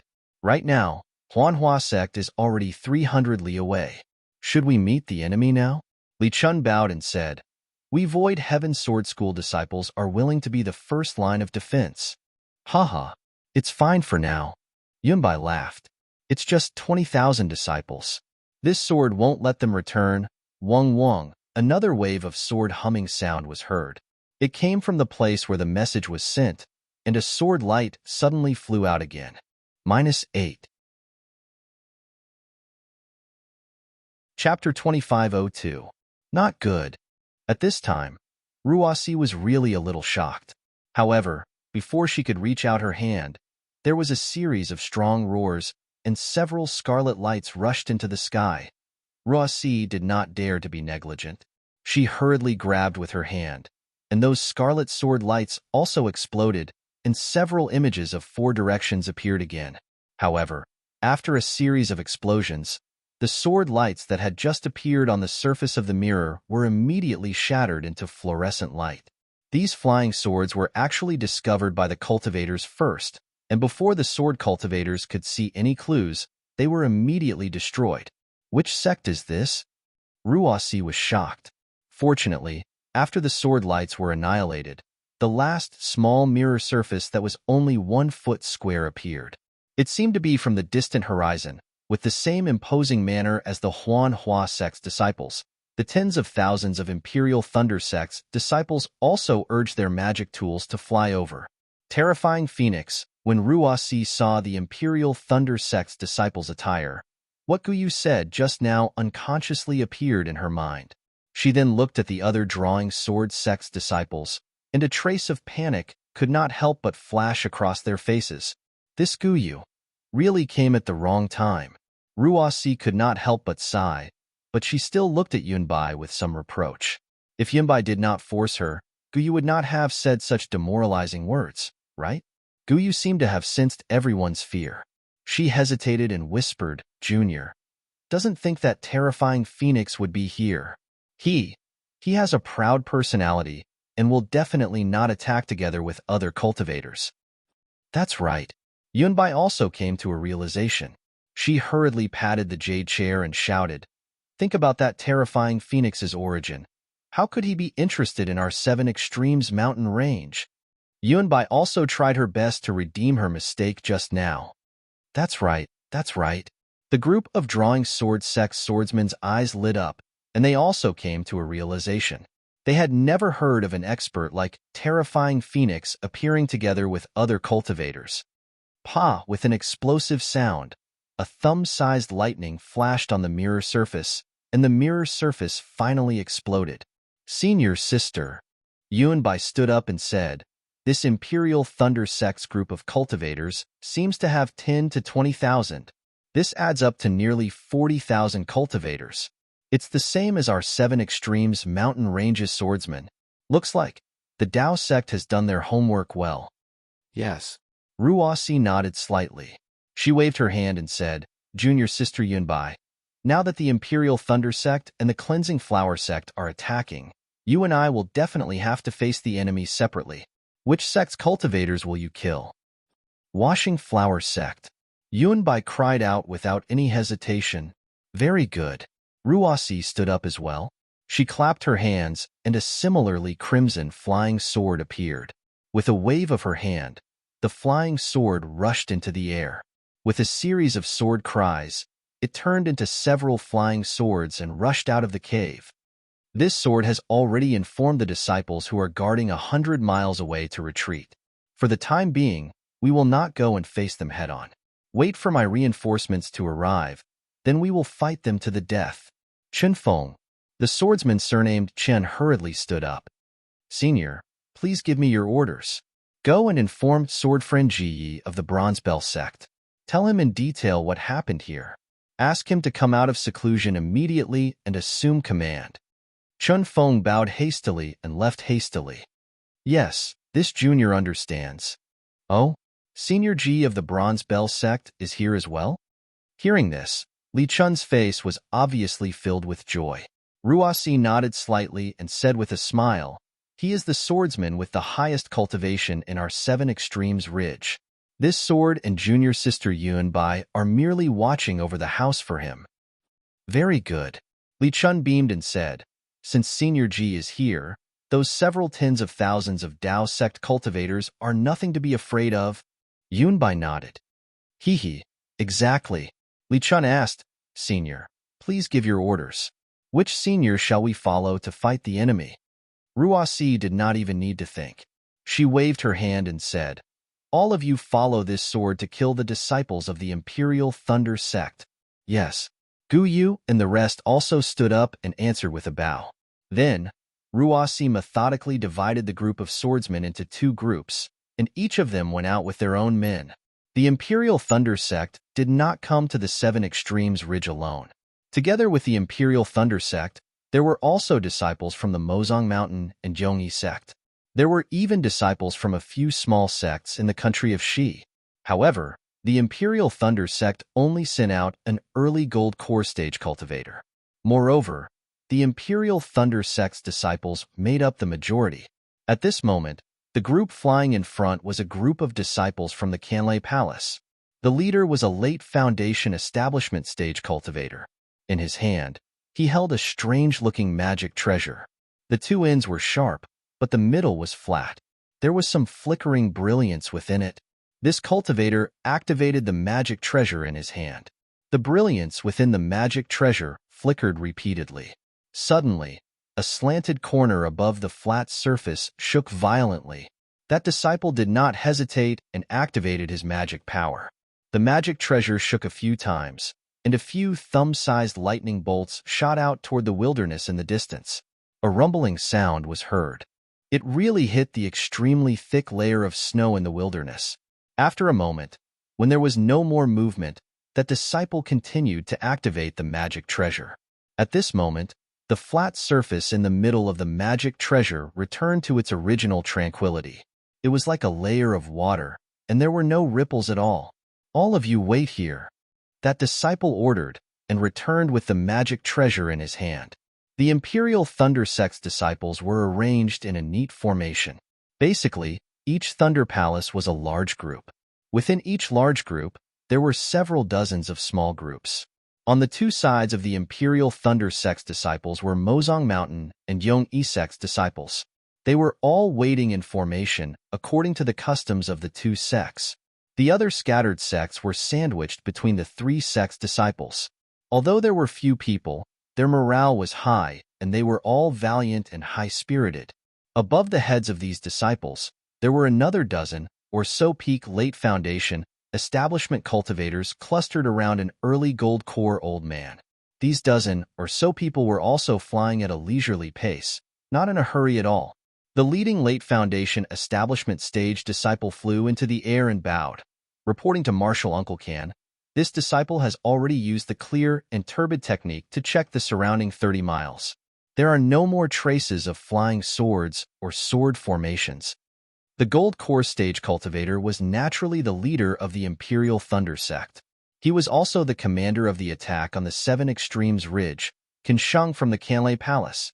After listening to the report of the Foundation establishment stage disciple, Kinshung nodded slightly, good. Then, he released his divine sense and sneered. The flying swords and sword formations within 30 miles are gone.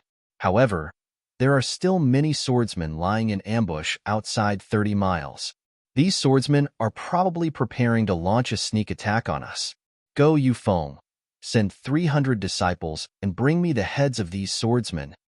Yes, this disciple understands. The eyes of the Imperial Thunder sect's disciple, called Yufeng, flashed with a trace of excitement. His figure flew down quickly and pointed in the air for a moment. Another 300 Imperial Thunder sect's disciples followed him and flew forward. Senior Kin is really amazing. The Imperial Thunder sect's disciples had just been sent out. A somewhat gray-haired but still charming late Foundation establishment stage female cultivator said with a smile, "The divine sense of an ordinary Gold Core stage senior can only reach 10 miles. At most, it's 20 miles. I didn't expect that senior's divine sense has actually reached 30 miles. If senior is pregnant, wouldn't it directly exceed 1,000 miles?" Kinshung's face flashed with a trace of pride. However, he still waved his hand and said, "Fellow Taoist Jing overestimates this old man. This old man only had some fortuitous encounters when I was young. My divine sense is quite long and has some advantages compared to ordinary fellow Taoists. However, divine sense of 1,000 miles is the magical ability of a Fanshin separation stage senior. Even if this old man is a nascent soul stage, it's impossible for me to do that." Hee, Senior Kin is too humble. Another female cultivator spoke. This female cultivator looked slightly younger than Mozong Mountain's Jing Tingting. Her hair was very black. She was Lingzhu from the Yongyi sect. Senior has a high starting point, and your future achievements will be even higher. If not for Senior's profound cultivation, how could you be sent here? The Seven Extremes Ridge is the original spirit stone mine of Century City. They didn't let their disciples come and instead let Senior lead the team. Isn't it because they are afraid that they can't take down the Seven Extremes Ridge? Kinshung was about to say something when he suddenly raised his head again and frowned. It seemed that his divine sense had detected something. Lingzhu, Jing Tingting, and other late Foundation establishment stage cultivators all released their divine senses. Unfortunately, their divine senses were only 10 miles. How could they see anything? Forget it. Seeing that everyone was looking at him eagerly, Kinshung sneered and said, "The sword cultivator actually issued a summoning order for the ambushing sword cultivators to return to the Seven Extremes Ridge. I'm afraid that Dui Yufeng and the rest will return empty-handed." Haha, sword cultivators also have dog noses. A late Foundation establishment stage cultivator said with a smile, "They know that we came prepared today and saw Senior Can's power. They were so scared that they wet their pants." Kinshung knew that this was an act of flattery, but he still felt good when he heard it. He looked at the leader of the small sect and nodded slightly. Sure enough, after a long while, Dui Yufeng returned with the 300 disciples. He reported in a very dejected manner, "Marshal Uncle Can, this disciple is unworthy. Before we could even get close, we saw the appearance of a messenger flying sword. Those sword cultivators didn't even look at us before they all flew away." "It's okay," Kinshung said with a smile. "No matter how they hide, it's only a distance of 200 miles. In the end, they will meet us. You lead these 300 disciples and lead the way. Keep a distance of 10 miles from the main group. If you encounter any sword cultivators, kill them immediately." "Roger," Dui Yufeng shouted loudly and whistled in midair. Then, his figure made a beautiful turn and flew forward. "Haha, this child. He really has no respect for his elders," Kinshung said with a smile. Isn't this because Senior Kin is amiable and approachable? Ling Zhu said with a smile. If you had a straight face and looked like you didn't want strangers to come close, not to mention Senior Brother Dui, we would also feel like we were sitting on pins and needles. Ha ha ha, Kinsheng laughed and waved his hand. This is my nature. I don't like to put on airs as an elder. Even if I did, I would feel uncomfortable. Ha ha, then it's our fortune. Jing Tingting replied with a smile. -8. Chapter 2503. Don't worry. I'm not a greedy person either. As long as we find out the strength of the Seven Extremes mountain range, of course, the final goal is to take down the Seven Extremes mountain range. All of you have contributed greatly, and this old man will not take even half of the battle credits. Kinsheng smiled and said, We're under Senior Kan's lead, so the credit will naturally go to Senior. Everyone's face was filled with joy as they bowed and answered. Wait for me. Kinsheng was very satisfied. He looked at the horizon and asked, How's the situation with the Huanhua sect? I'll let Senior know. Ling Zhu hurriedly replied, An hour ago, they sent a message. Just like us, they're only near the edge of the Seven Extremes mountain range and haven't encountered any sword cultivators. I'll send a message over as well. Tell them about this place. Kinsheng instructed. Also, order the disciples to increase their speed by 10% and prepare for battle. Yes, we understand.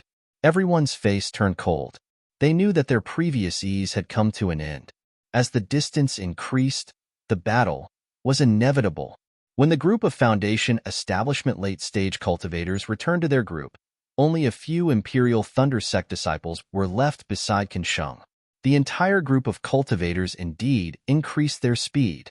Kinsheng squinted his eyes and stood with his hands behind his back. His face was filled with confidence as his gaze fell on the mountain range that looked like a screen. Buzz, buzz, buzz. A continuous sword cry that could even shake the earth and mountains was emitted from the Seven Extremes mountain range. Immediately after, a hurricane swept out, and the surrounding spiritual energy of heaven and earth gathered and poured into the Seven Extremes ridge. As the spiritual energy of heaven and earth poured into the Seven Extremes ridge, the hurricane became even bigger. Immediately, countless moo sounds were heard in the air and shook the surroundings. A hurricane blew across the vast sky, and the robes of the 20,000 Dao sect cultivators were blown up. The accumulated snow on the snow region plateau was also swept up into the air. In the blink of an eye, a huge shadow suddenly appeared on the towering mountain range in the distance. Similarly, 20,000 swordsmen flew into the air from the Seven Extremes ridge in an orderly formation. The black mass of swordsmen blocked the setting sun and covered half of the sky. In addition to the intense flickering of the sword light, that oppressive aura was able to cause the sweat of the cultivators to stand even though they were dozens of miles away. They're just a group of people who want to show off. Kinsheng was shocked, but he still sneered disdainfully. Call you Feng turn. Kinsheng instructed. Slow down and arrange the formation.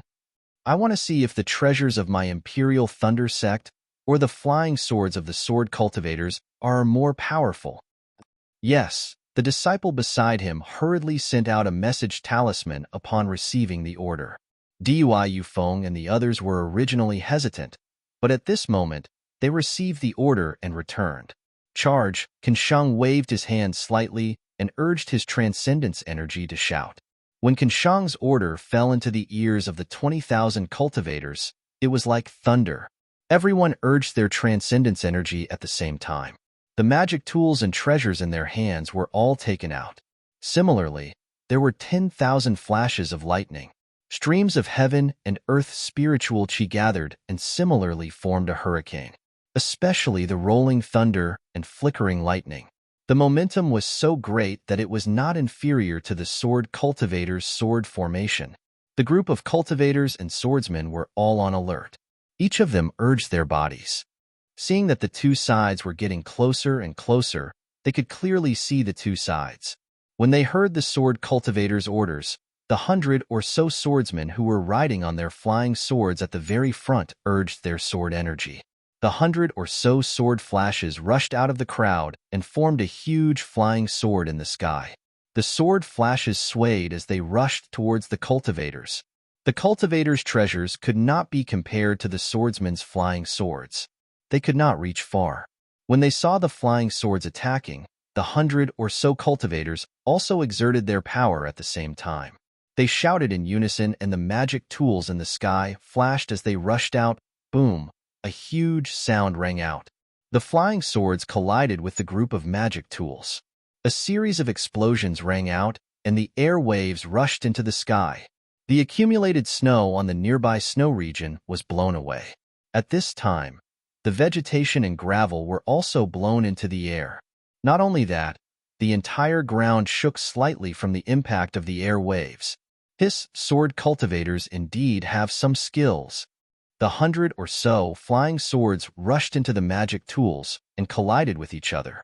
Most of the flying swords were blocked by the magic tools. However, there were still about 10% of the flying swords that broke through the magic tools' defense and approached the cultivators. Qinshang could not help but sigh in his heart. However, the disciples of Imperial Thunder Sect were not mediocre. Immediately, another 100 or so disciples immediately activated their magic tools. One by one, the magic tools flashing with lightning and fire rushed out. Not only did they force the flying swords back, but they also counterattacked the swordsmen. This back-and-forth test was like a stone thrown into a calm lake. Ripples were born from the place where the stone fell and quickly spread to the entire lake. The waves of battle also dragged all the cultivators and swordsmen into it. Rumble, ka-cha-cha. There was the sound of thunder and the flash of swords. When the first scream came from the mouth of a cultivator or a swordsman, it was immediately followed by an endless stream of screams. Every scream was the harvest of a life. In the time it took to drink a cup of tea, hundreds of cultivators and swordsmen had already fallen from the two armies. At this time, the cruelty of the battle was different from that of Quan Jinshan. That was because Quan Jinshan and Tu Hong had a premeditated plan to lure the swordsman into a trap. Other than a simple defense to not arouse the swordsman's suspicion, he did not send most of the Sky Patrol City's disciples into the battle at all. Today, all the swordsmen were mobilized. All the cultivators did not hold back. They used their flying swords to fight against the magic tools without the slightest mercy. In Li Chun's hand was a thin sword that was like spring water. The jade-green sword light seemed to be able to subdue almost everything. His figure broke free from a flickering lightning net. With a slight wave of his hand, the jade-green light flashed out and pierced into the eyes of a tall, dark, and thin cultivator from the Imperial Thunder Sect several dozen feet away. There was a flash of brilliance in front of the cultivator's eyes. The defensive yellow talisman was immediately corroded by the spring water, creating a flaw smaller than a needle's eye. However, it was this flaw that allowed the sword light to penetrate and rush into the cultivator's right eye at lightning speed. With a scream, the cultivator naturally used his right hand to cover his right eye. However, he only had time to cover his right eye before the green light pierced through the back of his head. The cultivator did not shout another word, and his figure fell into the dust. Oomph! Li Chun snorted coldly. His figure suddenly sank, and his two hands stretched out. Above the cultivator that he had just killed, there were two other Imperial Thunder Sect disciples. They had just joined forces to kill a swordsman. Just as they were about to take the swordsman's storage pouch, his two sword lights pierced towards them from below. Attack! These two disciples were also Foundation Establishment late-stage cultivators. When Li Chun's flying sword approached, the two of them had already sensed it.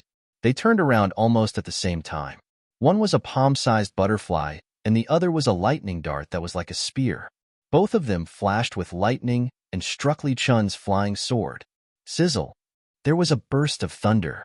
Li Chun's flying sword was surrounded by lightning. Moreover, the lightning spread along the direction of the flying sword and rushed towards Li Chun. The two of them sneered and simultaneously urged their magic tools to attack Li Chun. Go! Li Chun's figure abruptly made a turn, and a thin stream of water emerged from beneath his feet, carrying his figure as it rapidly rushed underground. Where do you think you're going? The two Imperial Thunder Sect disciples shouted. At the same time, they urged their flying techniques to chase after him. However, when the two of them rushed out for about 4 zhang, the disciple who used the lightning dart suddenly became alert. The lightning dart in his hand suddenly flew to the side and directly pierced towards a swordsman who was fighting with a Mozong Mountain disciple about 2 zhang to the left. Pooh! The swordsman was simply caught off guard. The sword light around his body flashed rapidly and was unable to block the lightning dart. The lightning dart pierced through his body. Looking at the Imperial Thunder Sect's disciple, he used force in his hand and threw the swordsman's corpse to the ground. Then, he suddenly rushed into the air. Almost at the same time, the other disciple of the Imperial Thunder Sect who was chasing after Li Chun suddenly paused. The defensive brilliance at his waist flashed rapidly, and then his entire body was cut in half. This disciple didn't even have the chance to scream before he died. Looking at the sky, an extremely dim sword light flashed. It was like a thin thread of sword light had shrunk into the hand of a Void Heaven Sword School's disciple. It was the other disciple, Spring Equinox. However, at this moment, a tremendous force erupted from Spring Breeze's body. Spring Equinox had just retracted his sword radiance and had yet to stabilize his body. The force of the impact sent Spring Equinox flying. Spring Equinox wasn't the only one affected. Even the swordsmen and cultivators within 100 feet radius were sent flying in all directions by the force of the impact. Spring Equinox scanned with his divine sense and knew that a cultivator had detonated a magic treasure to take down the opponent with him. Unfortunately, the sword cultivator was extremely agile and had already dodged. Only his flying sword was slightly damaged, but Spring Equinox and the others were affected. Spring Equinox calmed down a little and was about to use his divine sense to scan elsewhere when he suddenly felt a chill from his back. He was so shocked that he didn't have time to use his divine sense. The sword light around him shone brightly, and he was about to rush up. His right hand shook behind him, and the flying sword that was as thin as a thread also rushed out. However, he was still too late. Seeing that he had just flown 3 feet away, before his speed reached its limit, a fist-sized blue lightning ball streaked across the sky and sank into his back like a meteor. Although the sword light of Spring Equinox's protection was surging with all its might, extending and contracting like the quills of a hedgehog, the lightning ball still easily penetrated it. With a loud bang, the ball of lightning exploded inside Spring Equinox's body. Flesh and blood flew everywhere. How could Spring Equinox still have a chance to live? Several hundred feet away, an Imperial Thunder Sect's disciple holding a ring-shaped magic treasure was dumbfounded as he watched all of this. He was controlling the magic treasure to send out a ball of lightning to attack a nearby swordsman. Who would have thought that after the swordsman barely dodged, the swordsman would quickly attack him? He was in a panic and didn't have time to control the ball of lightning with his divine sense. As a result, Spring Equinox was killed. -8. Chapter 2504. However, this Imperial Thunder Sect's disciple's good luck had come to an end. Just as he was dumbstruck looking at his battle achievement, his opponent waved her hand and a black earth pillar smashed horizontally towards his chest. This disciple came to his senses and hurriedly activated his magic treasure. A small lightning ball was born and rushed to the front of the earth pillar. With a loud boom, the earth pillar was blasted into pieces. But just as the smoke and dust were flying and the earth was scattering, an incomparably black sword light as thin as a hair rushed from the earth pillar to the front of this Imperial Thunder Sect's disciple. The Imperial Thunder Sect's disciple's magic power was obviously exhausted. His divine sense was careless and was penetrated by the sword light. The brilliance protecting his body flickered slightly and was annihilated. Following the sword light entering his chest, that disciple only let out a light groan and died. Strings of blood splattered and one life after another was reaped by the sickle.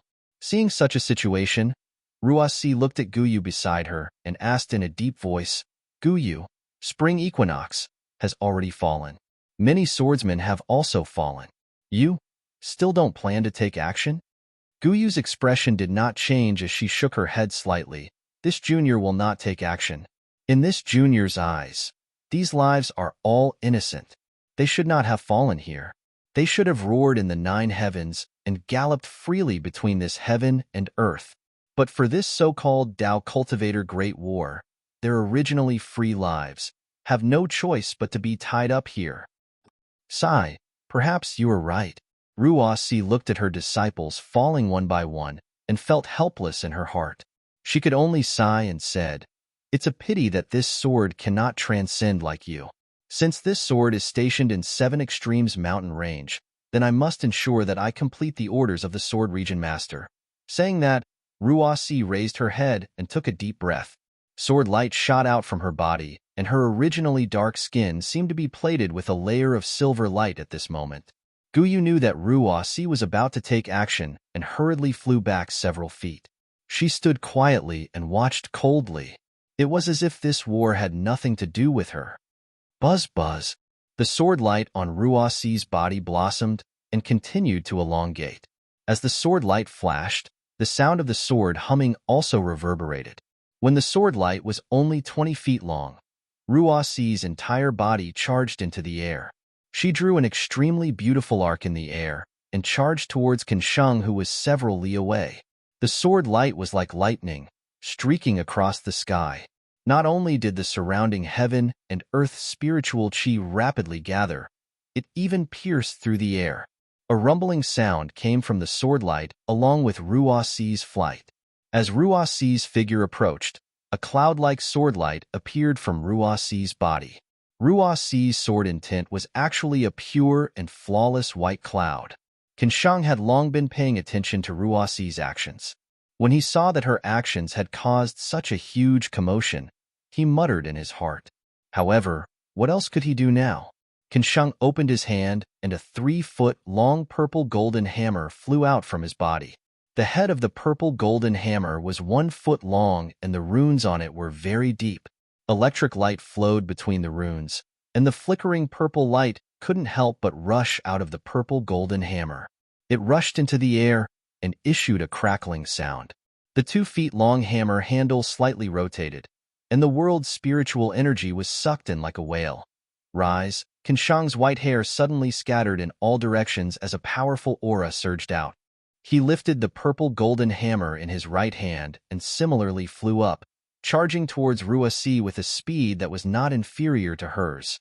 Following Kansheng's flight, a hammer shadow with lightning lingering around it slowly formed in front of the purple golden hammer. When the two collided, it was already 1 foot long. Boom! A loud sound rang out. It was definitely an earth-shattering movement. The purple golden hammer finally collided with the white cloud sword. The first round of collision between the two golden core realm swordsmen and cultivators created a huge sound wave in the air. Amidst the sound wave, the 1 foot long white cloud was struck by 70%. The purple golden hammer shadow of the same size was also shaved off by more than 80%. Looking at Kansheng and Ruasi, the two's figures were even faster than when they flew over. They retreated like bullets and were only able to stabilize themselves after being knocked back 1,000 feet. The dozens of cultivators and swordsmen below them were also affected and lost their balance, falling into the air. Those who were lucky barely managed to stabilize themselves. Those who were unlucky had long been killed by the nearby enemies. Not only that, the white cloud was like a strand of black hair. Every strand of cloud was a ray of sword light. After rushing into the purple golden hammer, it immediately revealed a ferocious appearance and danced rapidly like a jellyfish with countless tentacles. The purple golden hammer wasn't any weaker than the white cloud sword. The purple golden hammer was originally a shadow made of lightning, but now it suddenly exploded. The lightning pierced into the white clouds like flying swords. Wherever the lightning went, the sword lights disappeared like they were melting water. Ruasi's eyes narrowed and she took in a breath of cold air. The sword essence around her body circulated rapidly, and the white cloud sword turned into a white ribbon, spiraling towards Kansheng. After the first round of probing, Kansheng had some confidence in his heart. Ruasi's attack was definitely not for show. He was indeed slightly inferior. However, Ruasi was using the white cloud sword. The sword light was like silk and was extremely good for defense. But in a real fight, it did not seem to be compatible with a swordsman's one-hit kill. In this aspect, Qin Shang's purple golden hammer had a slight advantage. In addition, the lightning of the purple gold hammer seemed to be the nemesis of the white cloud sword. Just one bolt of lightning was enough to annihilate several sword beams. In terms of magical treasures, Qin Shang had the upper hand again. As the battle continued, Qin Shang had the confidence to win. Seeing the white cloud sword coming towards him, Qin Shang's face showed disdain. He thought to himself, female swordsmen are no different from female cultivators. They both do superficial things. Although this ribbon is beautiful, what's the use? As he thought, he waved his purple golden hammer. Attack! Lightning flashed on the purple golden hammer. It split into several parts and hit the white cloud sword. In an instant, the ribbon was broken into several pieces. However, at the same time that the white cloud sword was broken into several pieces, Ruoxi's sword art moved again. With a buzzing sound, the several pieces of the ribbon suddenly exploded, forming hundreds of flying swords that pierced towards Qin Shang. The sound of the flying swords piercing through the air was extremely sharp. Even a golden core cultivator as strong as Qin Shang's expression changed. At this moment, he finally understood the power of the white cloud sword. Separate, Qin Shang did not dare to be negligent. With a wave of his purple golden hammer, he activated his transcendence energy. The purple golden hammer shone brightly, and a huge shadow of the purple golden hammer emerged, enveloping Qin Shang within. The hundreds of sword lights pierced into the shadow, but were all blocked by the lightning within the shadow. Ha ha ha, Qin Shang laughed. Sword cultivators are only a... Seeing this, Ruoxi's eyes unconsciously narrowed. She seemed to have made a decision. After all, the thunder-controlling sect's lightning elemental spells had always been the most feared by sword cultivators. Qin Shang's purple golden hammer was even more powerful. Her white cloud sword was indeed no match for it. However, things still went beyond Qin Shang's expectations. Although the hundreds of sword lights were blocked by the purple golden hammer's defense, they did not dissipate like before. Instead, after colliding with the lightning, they were reflected back. Following Ruoxi's sword art, the sword lights repeatedly collided and pierced out. It was like a ball of sword light enveloping Qin Shang's body. At the same time, this sword light also consumed the lightning. In a few breaths, the lightning shadow of the purple golden hammer began to dim. Could it be, this woman wants to compete with me in transcendence energy? Qin Shang was slightly surprised. He understood very well why sword cultivators had an advantage in a fight with cultivators. It was because their attack power was strong. And cultivators could fight sword cultivators because their transcendence energy was generally stronger than sword cultivators. Ruoxi was competing with Qin Shang in transcendence energy. He was afraid that she was using her weakness against his strength. It was absolutely impossible for Ruoxi to do such a thing. However, in the next moment, the sword lights became more and more dazzling. It lingered in the surrounding space for hundreds of feet. Not only was it impossible to look at, but the whistling spiritual energy of heaven and earth could cut anything in the space into pieces. This made Qin Shang even more surprised. However, Qin Shang also withdrew his original intention.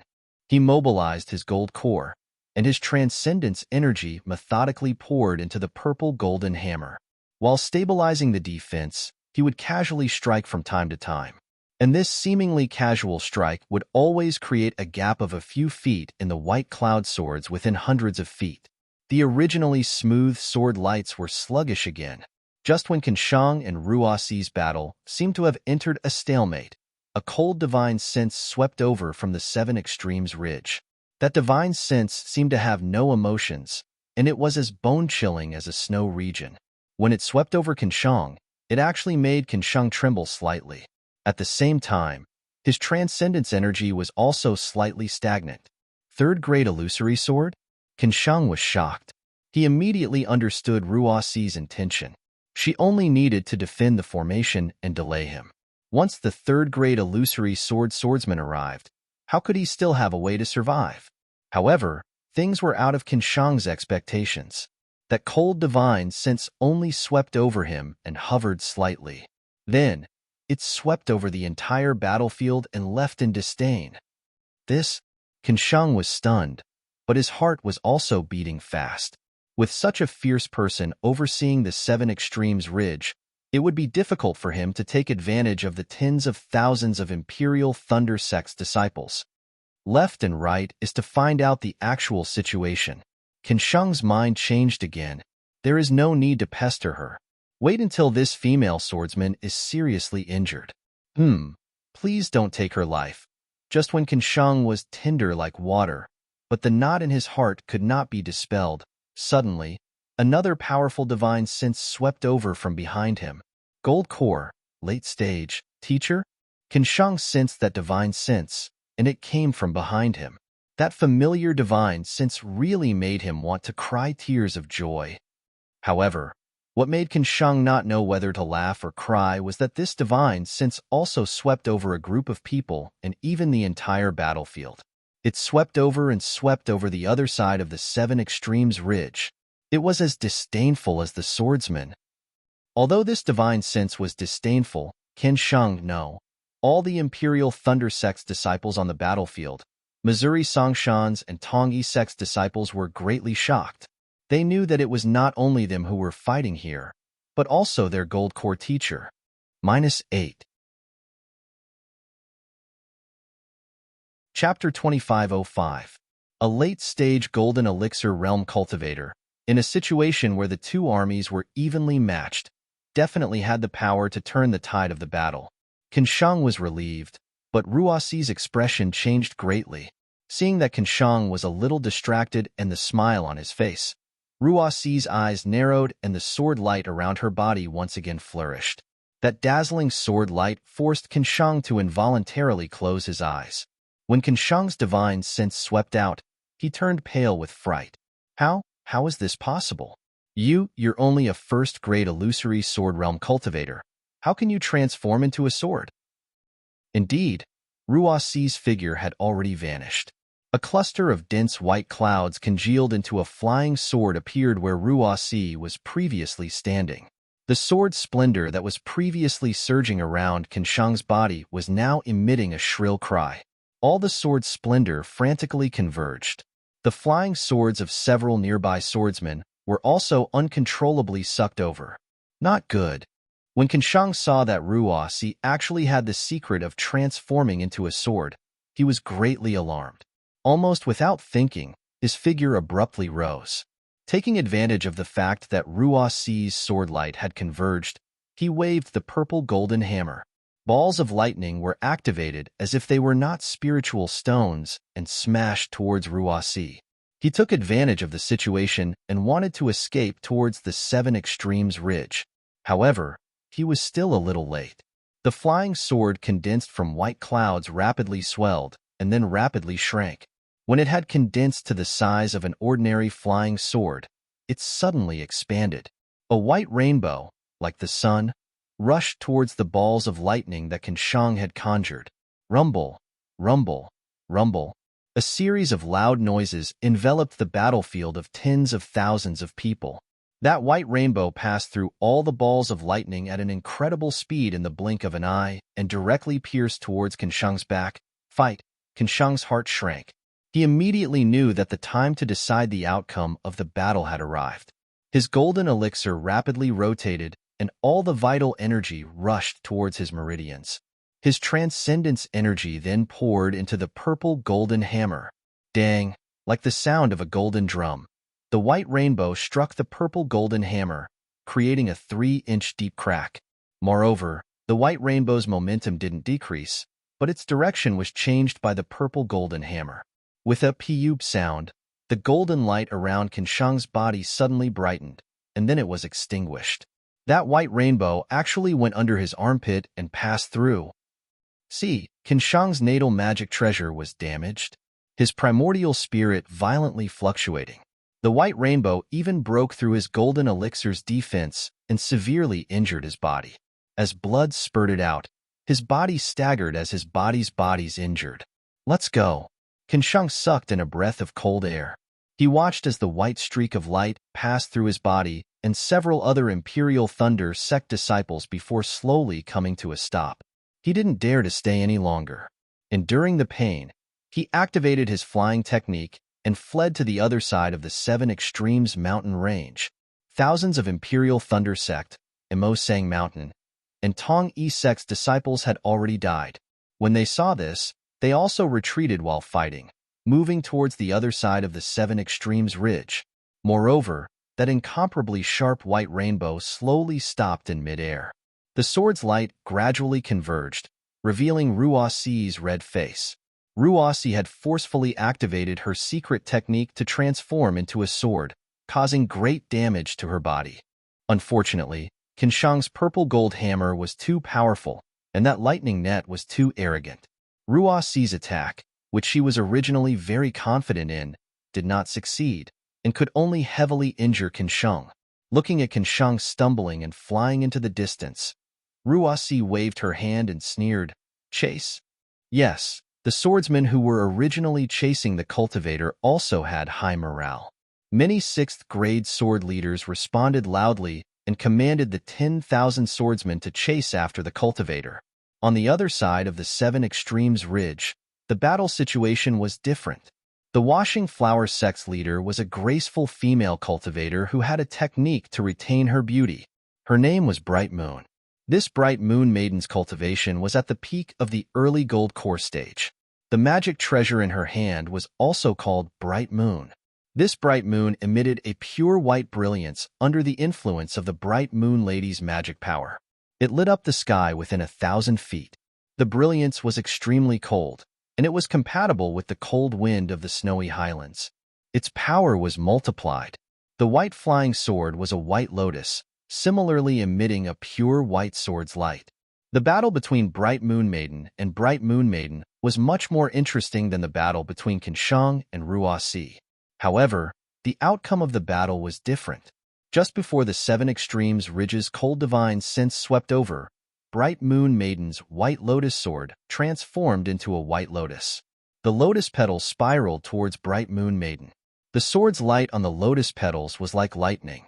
Not only did it emit a dazzling brilliance, it even pierced the air with a zzz sound. Moreover, each lotus petal seemed to be faintly connected. As they flew, they moved with each other. Not only was the flight path more difficult to distinguish, even the flying speed gradually increased, far surpassing that of ordinary flying swords. The two had already fought for a long time. Bright Moon Maiden saw the power of the White Lotus sword and knew that Yunbai had already used her full strength. Thus, she took a deep breath and bit the tip of her tongue. With a piyub sound, she spat out a mouthful of essence blood onto Bright Moon Maiden. Woo! With a sound like a lone wolf howling on a snowy night, Bright Moon Maiden suddenly turned into an oval shape and rapidly expanded above her head. Go! Bright Night Maiden immediately formed hand seals. The gold core in her body spun faster. True essence poured into her meridians. The magic power was like a tide rushing into Bright Moon Maiden. As the magic power poured into Bright Moon Maiden, the surrounding spiritual energy of heaven and earth also crazily poured in. Go! When Bright Moon Maiden formed hand seals, she pointed her finger and Bright Moon Maiden flew out from her head. Like a meteor chasing after the moon, it shot towards the White Lotus sword. Bright Moon Maiden flashed around Bright Moon Maiden. The surrounding spiritual energy of heaven and earth formed an extremely cold brilliance around Bright Moon Maiden. Kachachab as Bright Moon flew. The ice shards in the air shattered and fell. In the blink of an eye, Bright Moon Maiden was already close to White Lotus petals. Although it was still a foot away, the lotus petals suddenly condensed. As the lotus petals condensed, there was a wong sound of metal and stone. This sound was the sorrowful cry of the condensed sword light. It was trying its best to break free from the extreme coldness of the sword domain. But immediately after, with a series of kacha-kacha sounds, Bright Moon Maiden cut all the lotus petals apart. All the sword light was also split in half. Pong! With a loud sound, the magic weapon Full Moon finally hit the bottom of the lotus petal. On the body of the White Lotus sword, the heart of the White Lotus sword also suddenly produced a lotus-like sword light, heavily colliding with the full moon. The brilliance of the full moon was completely restrained, and the shock wave sent the magic weapon flying. Bright Moon Maiden's face was also flushed red. Clearly, Her primordial spirit was somewhat damaged. Looking at White Lotus Sword, it was even worse. The magic treasure, Bright Moon, had not only destroyed Bai Lian's sword form, revealing the flying sword, but it had also sent the flying sword flying diagonally. Several deep cracks had appeared on the pure white sword's body. Pooh! White Lotus Sword was damaged, and Yunbai was also injured. She spat out a mouthful of blood and her face was pale. Sword cultivators are only a... Bright Moon Maiden's eyebrows were raised, and she coldly spat out these words. Her handsome face was even more disdainful, and the redness on her face was even more beautiful in contrast to her pure white face. Yunbai originally wanted to leave a few sword scars on Bright Moon Maiden's face, but now she was even more embarrassed and angry. She gritted her teeth. Although she was seriously injured, she still forcibly controlled White Lotus Sword. The White Lotus Sword streaked across the air several tens of feet away, and very abruptly pierced towards the beautiful female cultivator in the distance in a fiery red robe. Wasn't that female cultivator Fairy Hongxia? Fairy Hongxia was originally fighting with a 4th-grade swordsman with a magic treasure in hand. That magic treasure had already wrapped around the swordsman's arm. Just as she was about to kill him, Yunbai's White Lotus Sword suddenly rushed over, frightening Fairy Hongxia so much that she hurriedly retreated. She couldn't even protect her magic treasure. With a seed sound, the White Lotus Sword slashed across Fairy Hongxia's arm. It easily pierced through a flaw in her defense, and a deep bloody scar was left on Fairy Hongxia's arm. Blood immediately gushed out, dyeing Fairy Hongxia's pure white skin red, and even her fiery red Taoist robe was dyed red. Not only that, the White Lotus Sword did not stop after injuring Fairy Hongxia. It rushed to the front of the swordsman whose arm was bound by the magic treasure, and suddenly spun, cutting Fairy Hongxia's magic treasure into several pieces. Fairy Hongxia's figure stopped in midair. She reached out her hand and swallowed a pill. Then, her almond-shaped eyes flashed with ruthlessness. She slapped her forehead, and with a phoenix cry, more than 10 feet in size flew out of her body. Oh! Seeing Fairy Hongxia's ice phoenix celestial body appear, Yunbai was slightly taken aback. But soon after, she pointed her finger, and the White Lotus Sword turned into a stream of light and rushed into the air. Its target was Fairy Hongxia's Ice Phoenix celestial body. The Ice Phoenix let out another long cry, and the sound shook the surroundings. At the same time, it flapped its 2 wings, and its entire body retreated slightly. The huge phoenix head retracted with all its might, and then suddenly stretched out again. A deep blue brilliance was spat out from the Ice Phoenix's mouth, and like water from the 9 heavens, it blocked the White Lotus Sword. The White Lotus Sword was hit by the deep blue brilliance, and the sword light immediately shrunk. It tried its best to fly forward, but as if it was stuck in a quagmire, it could not move forward at all. Xiantian primordial water? Yunbai was shocked at first. Clearly, she was very surprised that a female cultivator in the late Foundation establishment stage would have Xiantian primordial water. But later, when the Xiantian primordial water seemed to be endless, her face was not only shocked, but shocked and frightened. Because not only did the Xiantian primordial water trap her White Lotus Sword, it also quickly sealed her surroundings, as if it wanted to trap her. Oh no, I shouldn't have vented my anger on this female cultivator. Yunbai was filled with regret. She knew clearly that if she had not offended Fairy Hongxia, how could she have made her use her Ice Phoenix celestial body to challenge her, an illusory swordsman? And now, not to mention that she was heavily injured, even the White Lotus Sword was trapped by the Xiantian primordial water. Yunbai might not be able to fight against Fairy Hongxia. Escape? Yunbai immediately had this thought. Then, she tried her best to activate her sword energy. The White Lotus Sword shone brightly and rushed into the Xiantian primordial water, wanting to fly back to Yunbai's hand. -8. Chapter 2506. At this moment, the cold spiritual will swept past where Kinsheng was.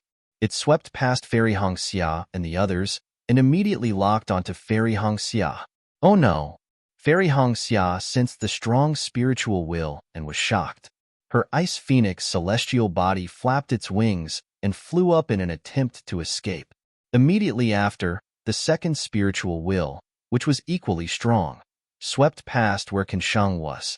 Similarly, when the spiritual will swept past Fairy Hong Xia and her arm, which had just stopped bleeding, it immediately stopped.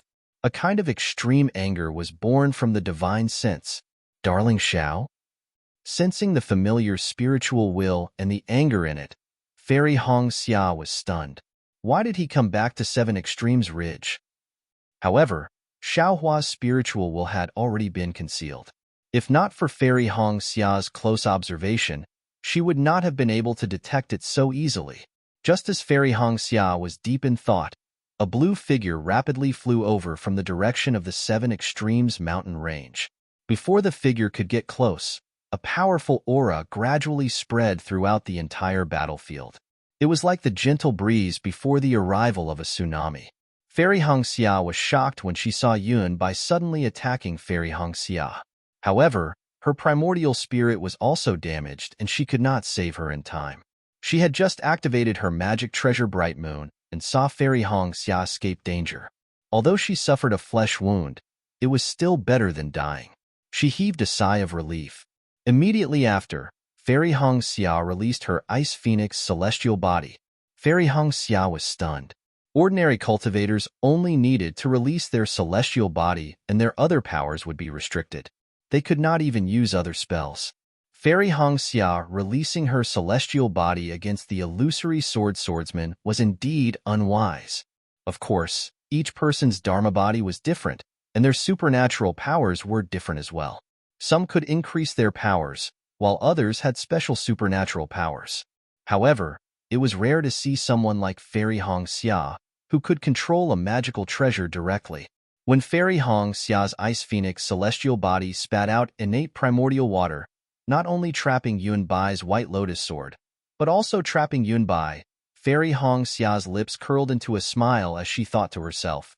As expected of a fairy, therefore, her magic treasure, Bright Moon, slowed down for a moment.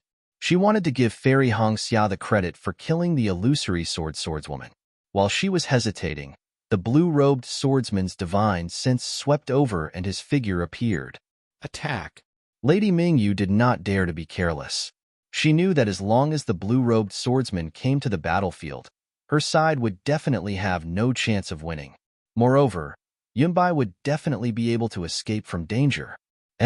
Which fellow Taoist spirit sense is this? Similarly, when Lady Bright Moon shot out her magic weapon, Bright Moon, she also sensed Xiao Hua's divine sense and was slightly surprised. However, even with Xiao Hua's appearance, the best opportunity to kill Yunbai would be missed.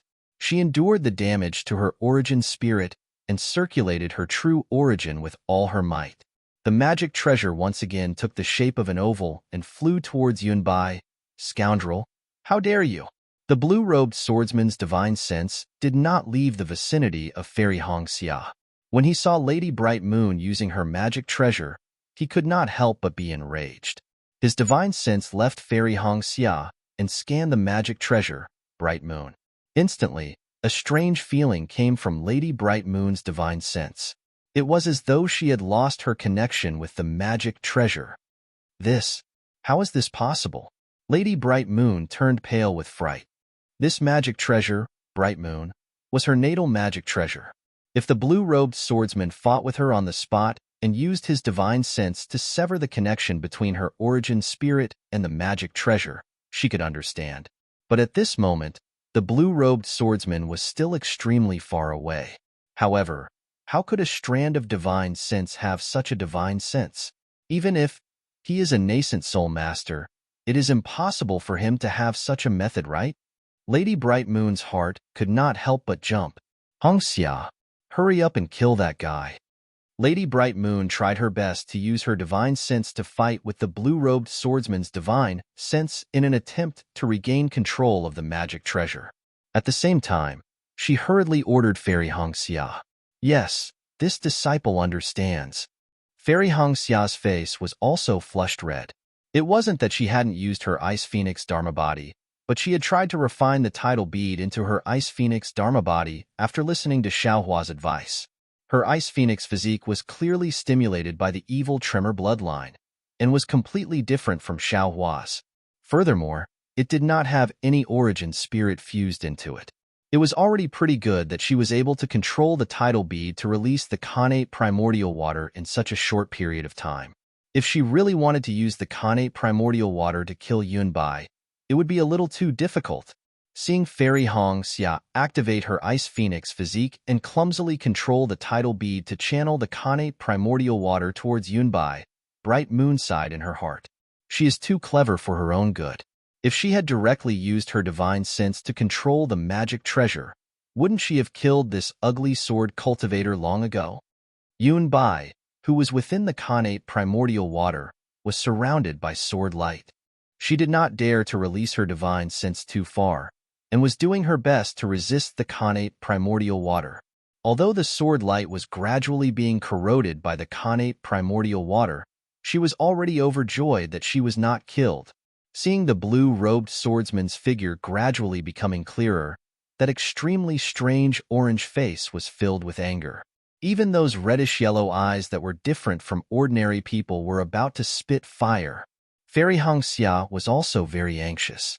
With a Jie sound, her Ice Phoenix physique cried out again, and its two phoenix claws moved rapidly, as if it was really forming a seal. Instantly, the connate primordial water that had completely submerged Yunbai suddenly produced a several zhang tall wave, and slammed down on Yunbai's head. Rumble rumble, the sword light protecting Yunbai was instantly reduced by more than half. Yunbai's face turned pale again.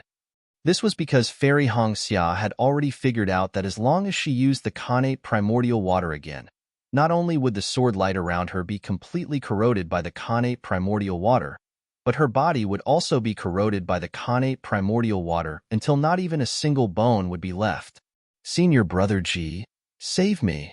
At the critical moment of life and death, Yunbai could no longer care about the dignity of an illusory swordsman and could not help but cry out for help. Mingyu tried her best to control the moon, but was unable to do anything. Furthermore, as the blue-robed swordsman flew closer, Mingyu's magic treasure Mingyu was getting more and more out of control. Mingyu was so anxious that she almost wanted to urge Fairy Hong Xia again, but she also understood that this matter could not be resolved by her urging. If she urged Fairy Hong Xia again, it would be a burden to her. Rather than that, she might as well keep her mouth shut. Indeed, Fairy Hong Xia waved her phoenix claws again, and a faint ripple of magic power was emitted. Heaven and earth's spiritual energy flocked together, and the connate primordial water was raised by her again. How dare you? At this moment, the blue-robed swordsman's cold snort could be heard. Mingyu's heart trembled, let alone Fairy Hong Xia. Her body trembled, and the waves that she had raised retreated. Quick! Mingyu's heart shrank, and she could not help but remind. Stay true to your heart, do not be disturbed by external sounds. Although that was what she said, it was still extremely difficult to do it. Fairy Hong Xia gritted her teeth, closed her eyes again, and the Ice Phoenix celestial body waved its claws again.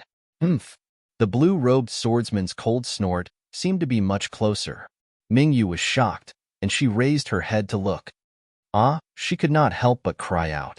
She saw that the blue-robed swordsman had turned into a rainbow, and that blue rainbow swept across the sky and shot towards her. This swordsman is at least a grade 3 illusory sword. Seeing that the swordsman could turn into a rainbow, Mingyu could not help but groan, and said anxiously, Hong Xia, quickly release that bitch, we will retreat now. Saying that, Mingyu leaped up, and without even caring about her magic treasure, she scanned the entire battlefield with her divine sense, and was about to give the order to retreat.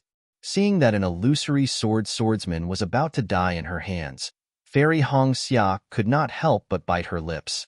She knew very well that if Yunbai had not been severely injured in the fight with Mingyu, she would not have had this opportunity, and there would not be such an excellent opportunity in this battle. Thinking about her own master, and what she wanted to do in this battle, this was an excellent excuse. Rumble, a thunderous sound came from behind Fairy Hong Xia, and the others. This thunderous sound came from afar, and it pierced through the 9 heavens, as if a god's anger had descended upon the 7 extremes ridge. Xiao Lang is here, Fairy Hong Xia's heart relaxed, and the ice phoenix celestial body spread its wings, and its claws moved gracefully. The Xiantian primordial water that could not be controlled previously was now as smooth as the feathers of the ice phoenix celestial body. Following Fairy Hong Xia's will, a huge wave of several feet high was set off, and it smashed towards Yunbai. Bitch, this sword will not let you off even if I become a ghost. Yunbai really lived up to her name. Seeing that the blue-robed swordsman was already in front of her, but the wave had already been set off, Yunbai's face turned pale, and her lips trembled as she spat out a few vicious words. While the wave of water smashed down, and the countless tiny whirlpools within the Xiantian primordial water instantly corroded Yunbai's sword light, and the half-foot-long white sword light disappeared, revealing Yunbai's body, tremble, within the rainbow. The blue-robed swordsman let out a furious roar. An extremely strong sealing force came from a mile away, completely suppressing the area within 100 feet of Fairy Hong Xia. The ferocious Xiantian primordial water was completely frozen by this restrictive force. Even Fairy Hong Xia's ice phoenix celestial body could not move at all. The most dangerous thing was that the Xiantian primordial water that was smashing towards Yunbai was less than half a foot away from her head. Yunbai's eyes were filled with extreme despair. As this powerful restrictive force came through the air, Fairy Hong Xia's magic treasure, Bright Moon, immediately loosened. She hurriedly controlled Bright Moon to turn around, but she knew that her magic power was not enough to break this restrictive force. She could only look at Fairy Hong Xia with pity, and with a slap of her hand, a crimson message talisman appeared in her hand. At this moment, a cold laugh rumbled like thunder. How majestic, how murderous, how powerful. Immediately, dark clouds rolled above Fairy Hong Xia's head, and hundreds of thick, heavenly lightning bolts suddenly appeared. Ka-cha-cha! The heavenly lightning bolts struck down, and hit the restrictive force that had completely restrained Fairy Hong Xia and the Xiantian primordial water. -8. Chapter 2507. Boom! With a huge tremor, the restrictive force was almost completely shattered by the heavenly thunder. Countless tiny threads of lightning flickered around Fairy Hong Xia. As the restrictive force was shattered, the innate primordial water annihilated Yunbai in a flash. Yunbai only had time to scream, and her eyes were dazed, as if her divine sense had been lost in the innate primordial water. Furthermore, the flesh and blood on her body quickly dissipated, and the exposed white bones were also quickly annihilated by the blue waves. Seeing this, Mingyu could not help but gasp. She had long heard of the ferocious reputation of the innate primordial water. Seeing it today, it really lived up to its name and was even worse. Then, Mingyu quietly put away the message talisman in her hand. She raised her head and looked at the sky. A few miles away, there was still the rumbling of thunder, but in the sky, there was a small figure stepping on the sound of thunder, calmly rushing over. This is which senior brother of the Imperial Thunder sect? Mingyu's eyes lit up. She knew that this cultivator from afar was using the thunder escape technique of the Imperial Thunder sect. The pure thunder control technique just now could only be used by the Imperial Thunder sect's late Golden Core stage disciples, or even nascent Soul stage disciples. Looking at the blue-robed swordsman, who had flown half a mile to the battlefield and saw that his restrictive technique had been destroyed by Xiao Hua's heavenly thunder and Yunbai had died, his figure also stopped in midair, coldly looking at the source of the sound of thunder. When Xiao Hua came closer, a trace of disappointment flashed across Mingyu's eyes.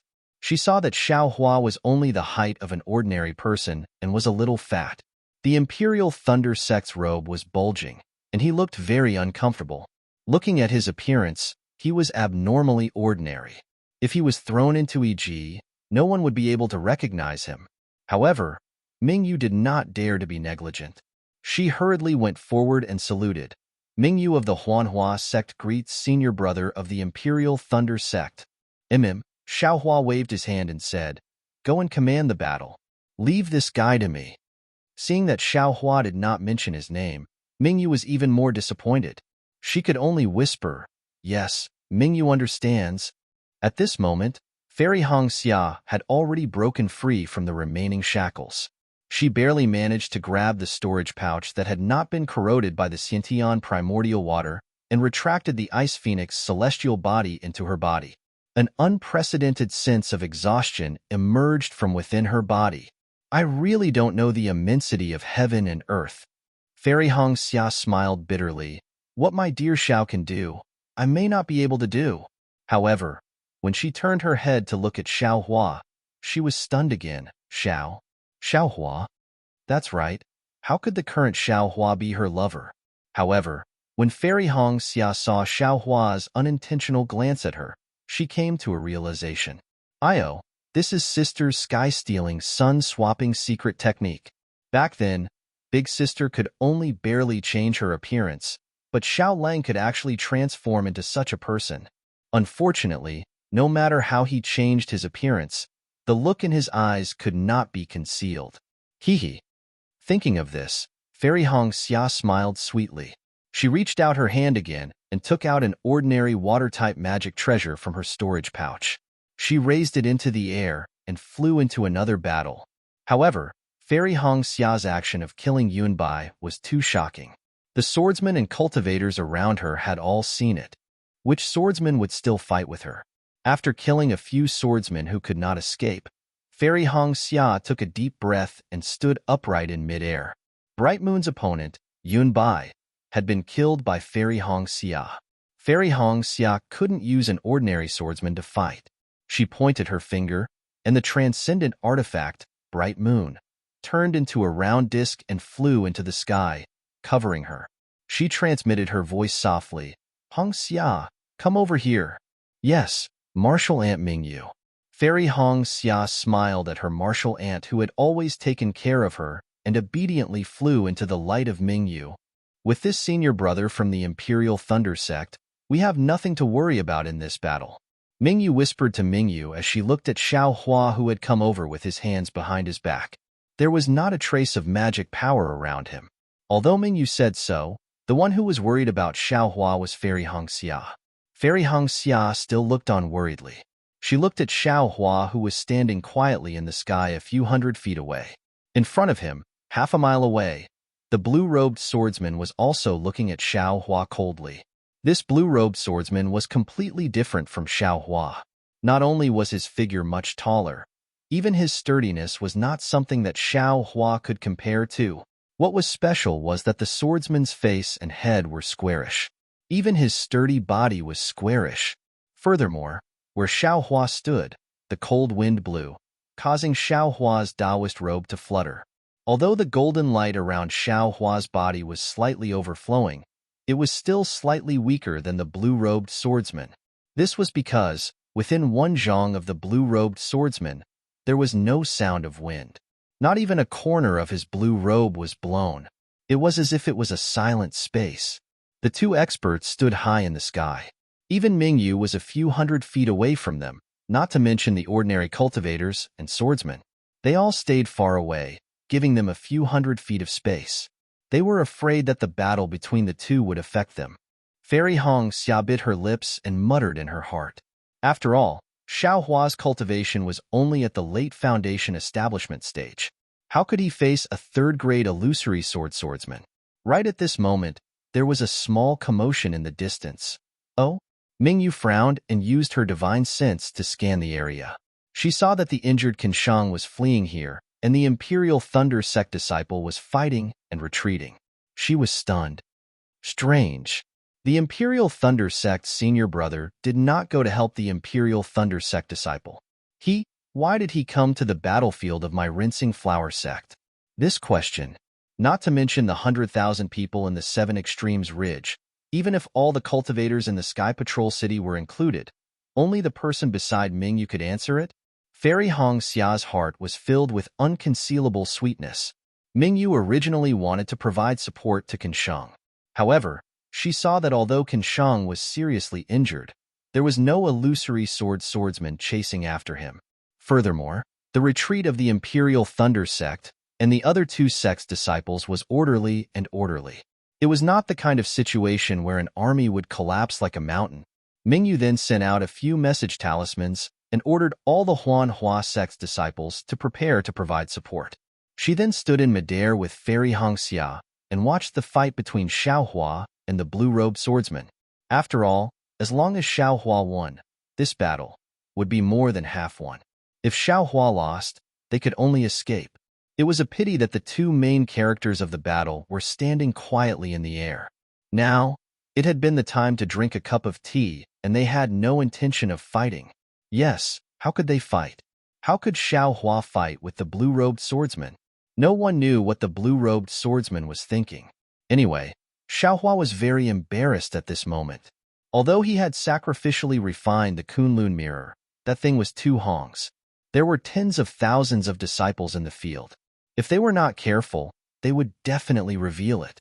Could the Imperial Thunder sect escape the investigation of the Shui region's spiritual master? Even if Xiaohua did not return to Sky Patrol City, he was afraid that it would be difficult to explain, right? Wishful staff? That was the thing that Xiaohua would be famous for in the future.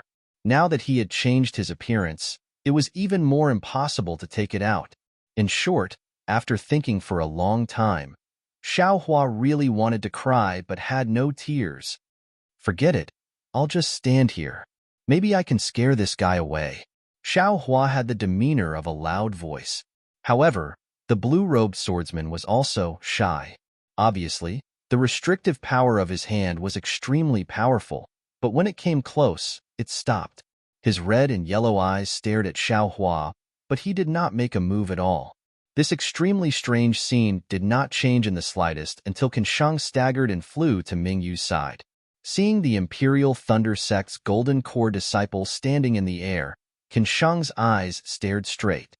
"Fellow Taoist Can," Mingyu inquired in a low voice, "which senior brother of your sect is this?" Qinsheng's eyes stared straight at Xiaohua's side. With a voice that even he himself felt embarrassed, he replied, This Can does not know. This Can does not seem to know this senior brother." Isn't he the Imperial Thunder sect's disciple in this great battle? Mingyu asked curiously, looking at his Taoist robe. It seems so. Qinsheng smiled bitterly. If it was an ordinary early-stage Golden Core disciple, this Can might not recognize him. But this senior brother, just now, he seemed to have used the lightning evasion technique to control lightning. This, his cultivation, is at least late-stage Golden Core, right? How could this cannot recognize this kind of nascent soul senior brother in one step? However, this senior brother's cultivation, I'm afraid it's even higher than senior brother Qianmo. How could he come to the Seven Extremes mountain range? If he's just passing by, then why is he wearing the Taoist robe of a participating disciple? Moreover, this Can was in a very dangerous situation just now. If not for risking my life, I almost died.